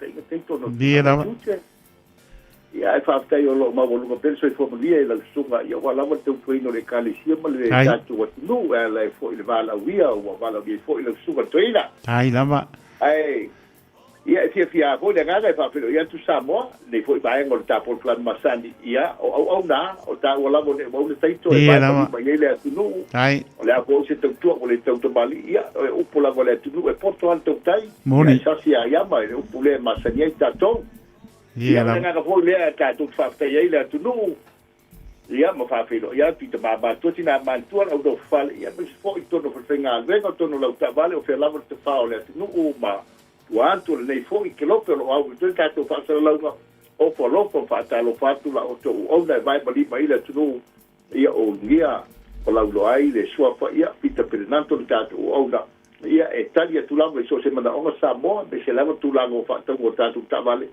o no dia me te to ta vale o tele al fa le to ne ta tu ai le ganga le fa lo e ai go ta tu tu io ia o Christmas ya ia peito lo fa i lo stava double Christmas wala mo le wala to valu ba yato io tanto tu vai lo le Christmas mo to sanfo amano ia ai o le atu mua la tala fa sta ile tu le mai a wai le se ta tala tele wa o le lava o tele o te feita fa sa longa o mai te to lua ainga ia o fa ia le nga venga la via ide ia mo bonga ta vale o isia ainga e ngai mai nei wa pe wa tonu ka ia le nai tu South Auckland wa ia ai ho mai nei e le watu ma si asa nei o lo tali ia le mana o le tunu pe ai nei o no lo ia financial o tali ai nei tatu tanga tu fa tonu le tongi ai tanafu ala to wa ia le lei ia ele o ia se filingia pa wa ia mo molia tu pe ia fa ite ti amo va ai lei ia ta vale an ta vale le ia fi le ia wa ta vale a tele fa le to ta to credit ia vale si me va ai le credit wa o lo na ia na ni sila te tala mai fa to bank mo finance ia oi ia o tu lango le tu al sitika mo ia na fa ta tele mana no ai to ta vale o fo wi ia ai mana o sa ko rental wa fe lo fu fa ga pe lo fa wa pe was full mawa Toyota Hilux e maua uma i tau sanga le leia long kilomita tai tau suwafe tai mua suwafe ia au tau alo tau whao mai lango le vao le tau sa fulu lima pa sa fulu ka mo lunga tau sanga agai mai lalo luas fulu lima tau ali tau o tatu ta vale nei taito ta vale lampoa le ngate leo lo tele tatu ban fit no force fulu no force o lo tele da wata tu ban au ngamo nei ai na to tele foto ma tatu ta vale lua vai toa ia agai mai upo e masani ai tātou tu spai e te tonu mātou mai na uai o tele a ma tātou ai nā tāwale ia o lo whapenau ni tonu o tātou tāwale. Service tātou i eita a umal whātau lau tāwale. Mau tino a e tauna maile i ei siaki uma tāwale ai le ewe seatu i tonu o tātou lotoa o le warranty mal tātou insua e o whātasia mal tāwale i nei mwhaina pui pui e lau tāwale pe ala vea luaso tonu waso whea wai ala vea o lo ye din sue ka vai lau tavale ia le warranty le nai fai na fai pe por tatu tavale pa tumule ale tane o lau tavale ta mai al fatau ia matalu au fai tatu me tu sabi de lo lata vale metono ia e la uma yel tatu metono sabi yel tatu fo al Christmas ia teito le nga fa lo o le o fai na antu e city ka to se tasia fa tau tavale amata tu le sol ta fa salanga ia tu antu tu sa fo amata la so bo nga ta fa tole ia e fai na whaatau lau ta'wale a kantisa na plai e te anu ma ave lau telefon ma avantu lau iPhone 17 Pro Max o konsanga nei o le mo opa mai le di pule fai nei whaatau ai tu ma ta'wale soani o se mea lofa mo au telefon ma na via le sulfitu iPhone Pro Max ia o le tasi le na whaakatoa ia o le nolua ia o lo fai na maua le tanto lima afe tala ia o tātou se ile nā mo le tātou Christmas ma tau sarapou so soani mo whātaunga. Ai mo so stangata e whātau ta wale a tamata tutei. Ia e lima se lau tā lā le tātou bauta whātau le ai. Ia pe kwere pe kwere maua lau tā wale e kawa uma tātou uma. Ia nei mea lopa la itire nā mo le tātou Christmas o le tau sarapou. Ia, mo le atu alo whaanga o le city car, ila usua taito. Alo whangia voi se manu te lau o atua ila utiliva fua la austaimi. O ta ua misi. I o le ala po leo waka senga tu la vale au te lofa tere a se umano tento mo le kuero whaanga o lungia e ai mo le taimi ia pa te tele mo lo mantu o noa ia a ngai mai tātou pa vale nei le West Auckland i le tasi lua Lincoln Road maua iai i tātou so te inga mo le olua tasi o mo valu fitu lua te o tai mai ai lungia ia mo se so soani mo lata mali Christmas mo se sale lei mo le a inga mo ta fonga ma se singa mo ria de ia stato te ia tu lo soifua fa i uta fa sa longa le lofa male ang le leiba via Samoa la fa po mai soifua ba ia via ma lo sa so noa ungia o lo so bane swapa sa pa longo ma le to a toti no tama o longo vinga o le so sili le lavo e ta pena wa to ia wa ta pena po i fa le to anga to no moto ma lawa ia o long fa tu ina ile fa ponga ma no tato no na la fa tai a ma ta ele le nganga le loto ma tu fa ma lo ai le sil watu e abelvi inga ile tu la tau ma tambera sul fa tu o na yo tato tangata ya me so ma nino i luma o me uma ya me so le po la nga solo ya now promotion mo le ngasto na ise ia pa i kis mas mantang o fie le pa pe o se si tu ya na la vai talam tu ma lo tu fa ya ai me se po i o le pa ponga ma lo tato to no ma ya ya nga le mo pele ma no si o ma le por tu ma le tina le ainga mas fo le no falo a wala mar tau tu no malo le tunu e ana fo le tau tu le city gas ya anga le o fo por clamer rol mau si o to fo company anga i antu le fa yo tau sang sanga yane ai o taito ifo manu ia mau ai fo e manuia ia tato dia to fo ia so fia fa ia so deri a fa yo te mo ia la o fo ia ku info la au ia ko mo mo o lai fa ponga maska uso lai fa ponga maska uso lai fa ponga mai ai fa pe ke o misi ia la foto ia o uso le fa to ni no swa po ngia ai fa pe na fa tai mo tan reporti fa ia deri o fa bo to ne ia so pe loi pe a lo fa tu mo lo man no fa so fo e ngia ia so foi vai vir taito alo fatu lo fatu so foi ia so foi ole so ngai au ngia pira pene nato e maua la to le tasi lua Lincoln Road to Henderson tasi lua Lincoln Road to Henderson West Auckland o ole au kinani sipo e le pape o saupo o kai le Harbour Bridge le ai au kinani sipo o kai West mele Henderson ia na mo le tasi lua Lincoln Road ia tal noa tele le olu tasi o valu fitu lua o le olu tasi o valu fitu lua le tautua le city cars ia po le oiva lua slima valu iva lua fitu o iva lua slima valu iva lua fitu la tautua mai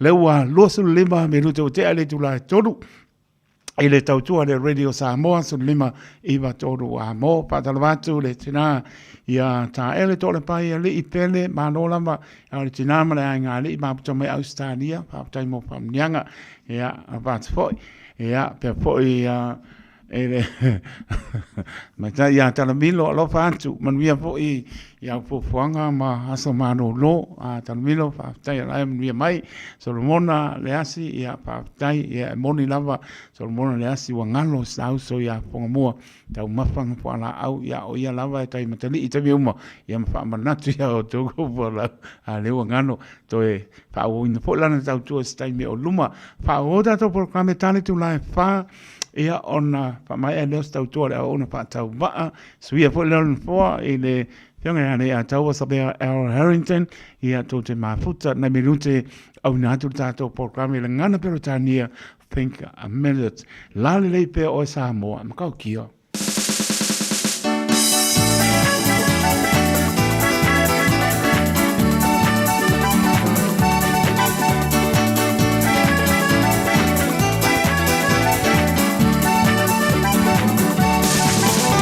te whakatalo whatu I le paia male mama Au whainga ta Samoa I anonu atu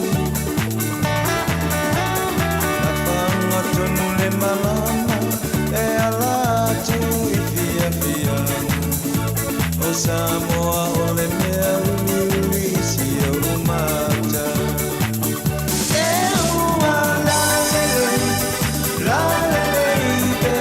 Samoa, o mita mitanga, o luanga, aloha mania, ma Samoa, I tai mia pua puanga, e tau tai poto, alo yo whaiva.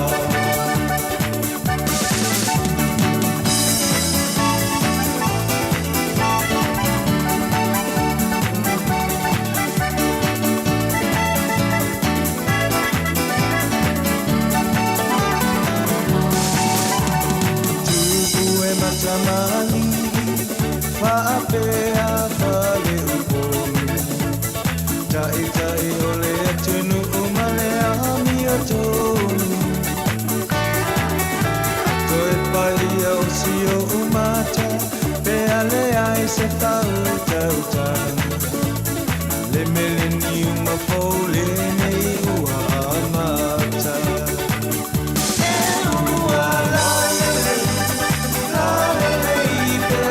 Samoa, o mita mitana, o louangana, alo mania nova Samoa, I tell you pua puanga, le tau tai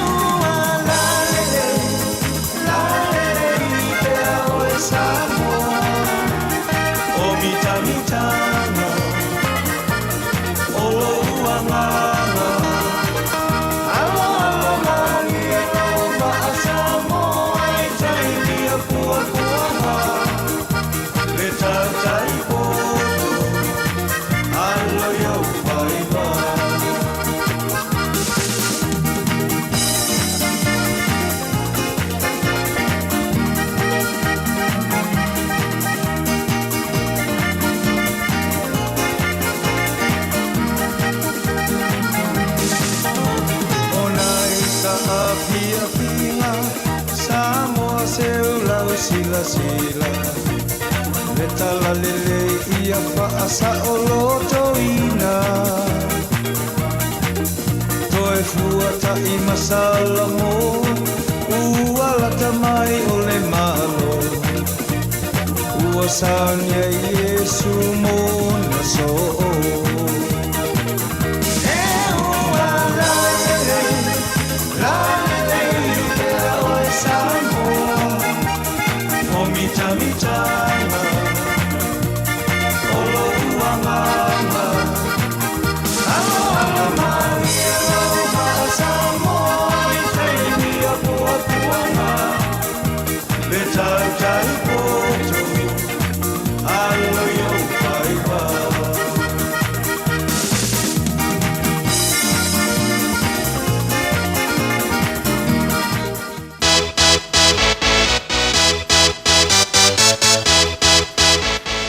Tapi tole mai apton la vale tula tolu nisi o tato pasi silanga fianga mana panga smela pa ponga Samoa. Wo mai inga au kilani pa mau pale ane ya waso pa tone ya wale wanau community lunch mo for the ai tau mapa bella o le ti bella Fuala au aina lama second hand ie moenga ya manetele o isi me au ngā Molo mota mo fo'i le face painting a le whanau. E le aise tupe whaan wai i nei aso ua tāpenaina. O le aso lua o November, aso lua o November. Ma le aso lusu tolo o November, ma le aso lusu tolo o November. Apal suluanga i le apal lua i le Aouli no whangai whaiai i whea West Auckland East Tile Reserve Emmander ka pakai Rivers State Road. Ole Ole pasi silanga Moi lanto uma e tupunga mai talata ina nofo maui mai tua. Tuinga mala talata ina i matawhanga ulu tongia ni panta olo alala i Samoa. America Samoa maso se tapo ke lope ola vaya tanto tal noanga lona lua i Nile Church Unlimited Cafe. Tolu i le lima teada tu road i West Auckland, luas riba November, lua oro lima. Leas tau na esu lua le Aouli, ma tau te bala watu i le ava, ma le whaaralo i pa ia, ma malu i o tau tu langa wha lupe ina. Pio mai im tala mai ao, o lole ao i mai, o le ane wha talia i ai fuanga le tātou ainga poto, mo se wha apsili, wha apso ta i mai au i New Zealand. Orua fitu whanua o tasi lima lua ono, o le orua fitu whanua o tasi lima lua ono ia po mako i ngei Australia o wha tolu lua manu iba lua iba fitu Australia o wha tolu lua manu iba lua iba fitu ia mananganga wha alalo sainia tarata ina barsia tarata ina le ala Salanoa William Palmer tuinga mala ba alotu tarata ina ia mai popo on sai Palmer o le na ia mananganga wha alalo o uma bele la hai o mai la ko o le afai alfa linga la pa speaker matatau ia o pe po manu i te poki o Tara Community Center i la sto na iso lima November suta si le po e mafai ona paisa la pa Samoa mana ia pa ni ai lau pea ia po lau manu monisi vam talanga pa so tai se brena fale o lo tasi bon tolu o tasi se perena fale olu tasi iba ona tolu o tasi malanga fale olo ona ngal sa lo minga le tusi o so nga pantsiai male lo minga le bao pilipili ma wai pa penga Samoa sipo tutuila manu o nisi o talentou o Samoa ona nga upu o nta pa yoyan matai faingo pa lame e pe o pa i ponga maliu o le osi singa o ainga, si le whaingo paolo, si i whaaloalo, whaangingo e kānesia, ma le tele o le ngana whaaloalo, pits puruta rāne tau o le tātou tusi whaarupenga, le nāua iai, mō le si le pia tini a, pits e pulu, pe varus pulu, le e fix e pulu. Na le ofisa lava le Radio Samoa, tolu ono ban tolu hope o Avenue i Manukau City e mawai, monisi pam talanga wala au, lau fonga pia le mata ofisa le o iwa luono loa silima iwa tolu numera o iwa luono loa ta silima iwa tolu numera ea pe te tanga iane le Sharp Radio Samoa.co.nz pe sau oka e o tua i lo maota po lo lawa malanganga whaloalo whamnatu atu i maaputanga ma au uma kirigiti e fia moangi a lanto malai e ora pontanga i le no whanga masani o sila fia ngati pāke o tara i la salulu nei lua suriva oktopa wa uma i ala pea lua oro lima a poleono i le afiafi ea mo le tufaina atu o pepa o malai anaya sana misa maua lama i le amanoa mo au kirikiti e lei au mai i le pontanga mua ai fia mo se malai mana umia le fatumuina o le pepa le stala ea matatongi le stala masani se lautana mo le silfia mo le si papsili pasto ta e mai Nancy le oro tasi oro toru o iva tasi fa iva o Nancy le oro tasi oro toru o iva tasi fa iva por sunga petelo oro fitu toru var toru ono fa lua sunga petelo le oro fitu toru var toru ono fa lua pe pa so ta il sunga ya sa sola sa uta peanga tai fono ale Auckland Pacific Kirikiti Association malenganga fa lo fa zilanga le fio anga o sa no i pale adili o le afaia o le apatai i mongo ao ma fa saunga ho ao ma le atu polasa a wai tau pa ia saunga ta Samoa o le ao mamana e tu manu ai lilia e ta li liu fo i le tautai ia ai popoe a wa o lea ua ngata itali le ngata ifane ua lo loma fo i le taisua ai fo tu pule le tai o tu mua fa sino tonu le nei fa silsilanga ia moalo ma fa nau le nei no sa punawa i fale halili se i vai atu le su mai o lau sunga ni to ina malo fale tua lau sunga i le tai fono ai mai se o lupe pa nele o taulanga so i fua me feoi o le tana lei i so se fatfai taulanga ia wane a fio tapa au ma ainga o tamani fo i mpai launga o tausi ma sa au ia matamai tai le maa losi o lo tātou nuu ia e mai se ni o tātou paolo maringafa sa sausau sema e manu ai lo tātou nuu ua te tano atu i le ava ma le whaanoano tele i lo tau pa ia ma lo tau malu e o le ato e whaia le isi tātou whonu tanga le astona i nei la Samoa mo no vema i le tu la e suta sita e au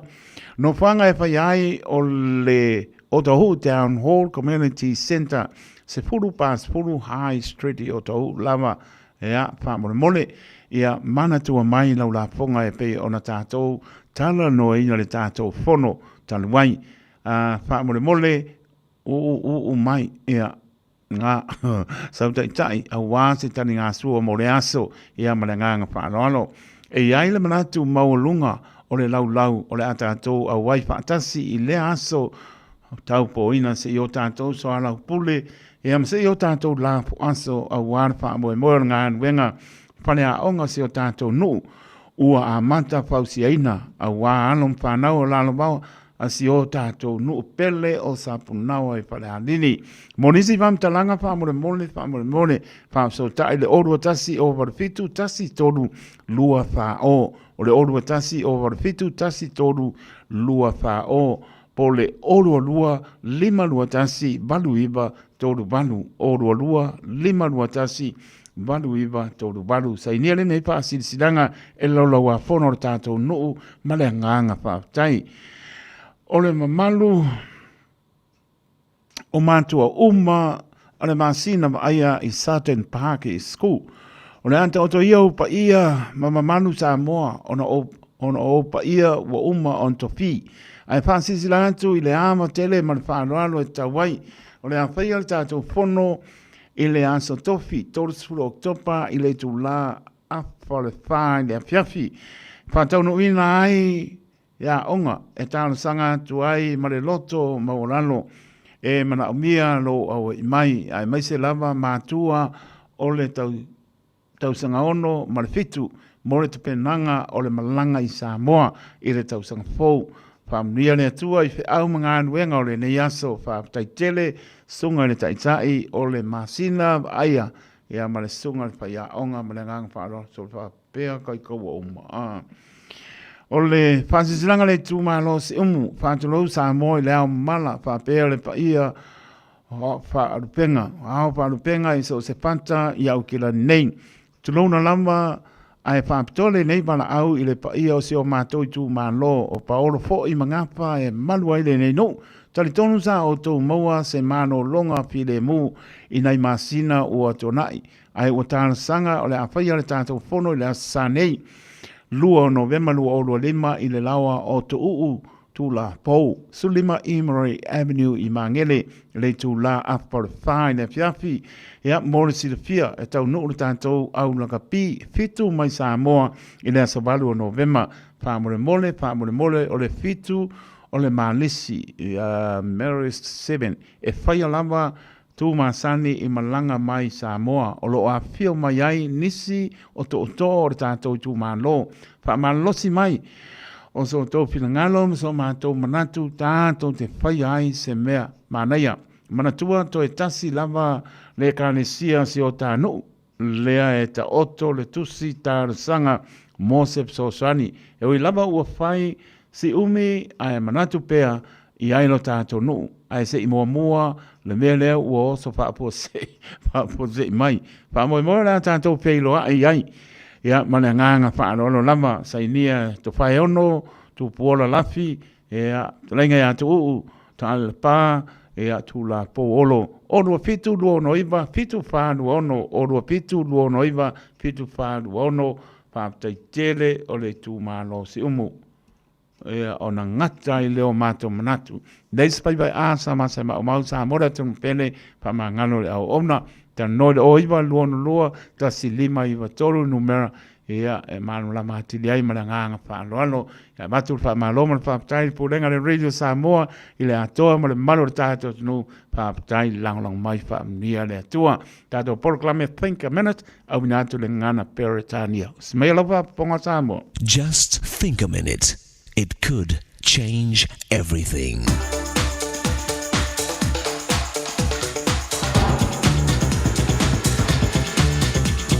Think a minute. A guy was complaining to his friend about his wife's nagging.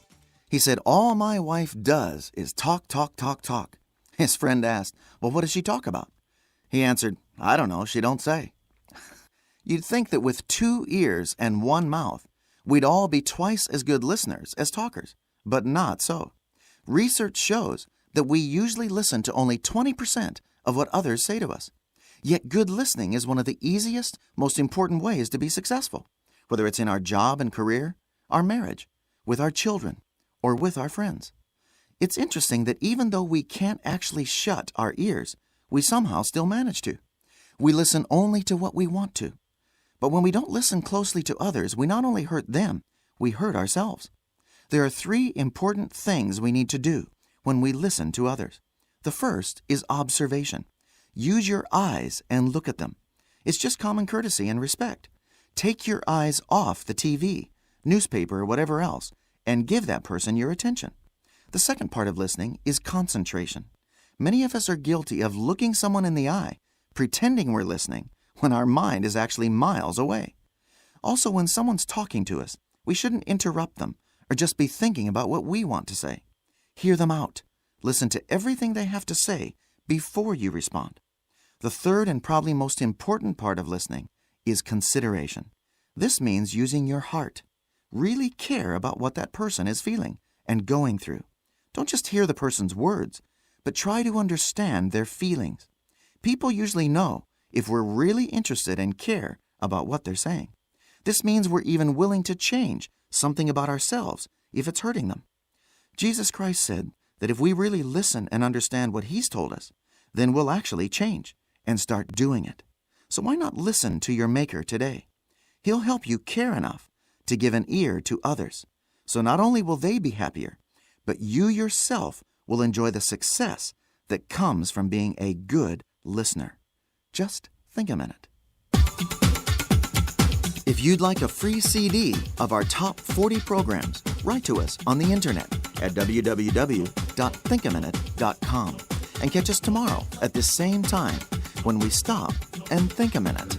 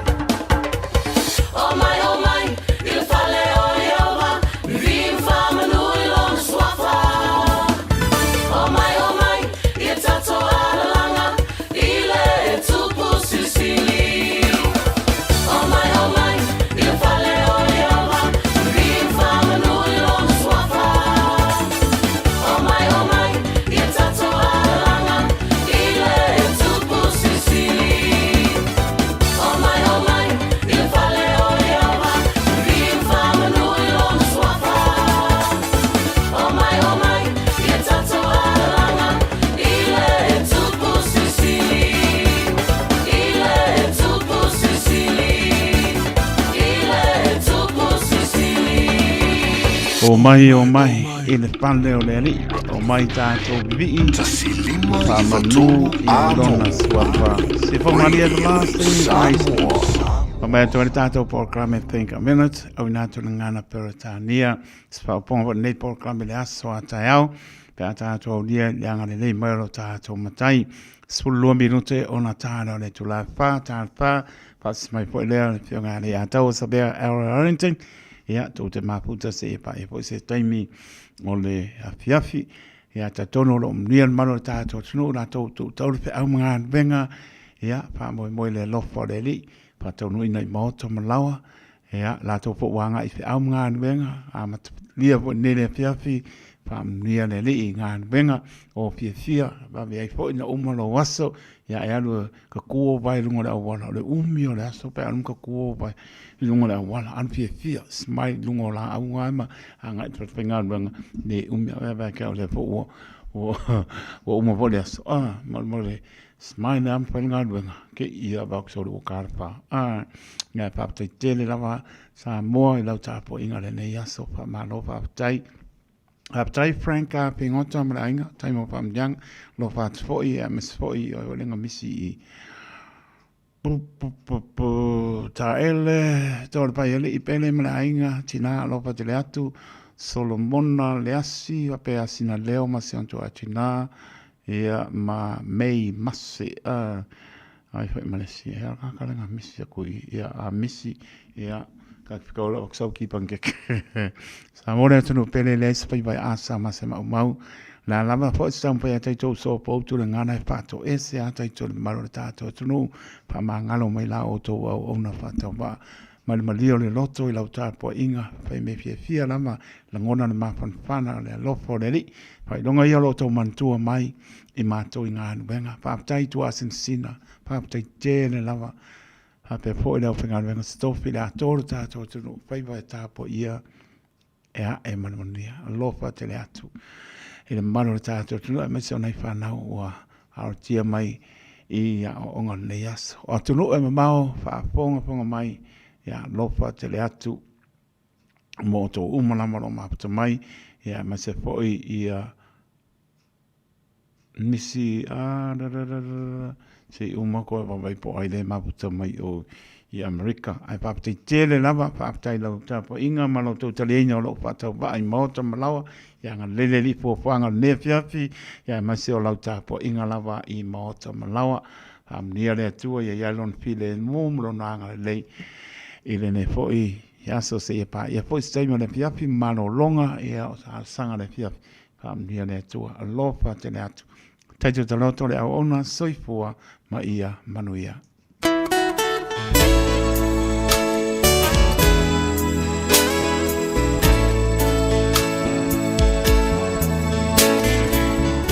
tua ya pele Tina Motsanga mana ainga lo maputa mai California ya Amerika lofa te le atu le wa stopi mato o ngā tonu vase auto soifua ya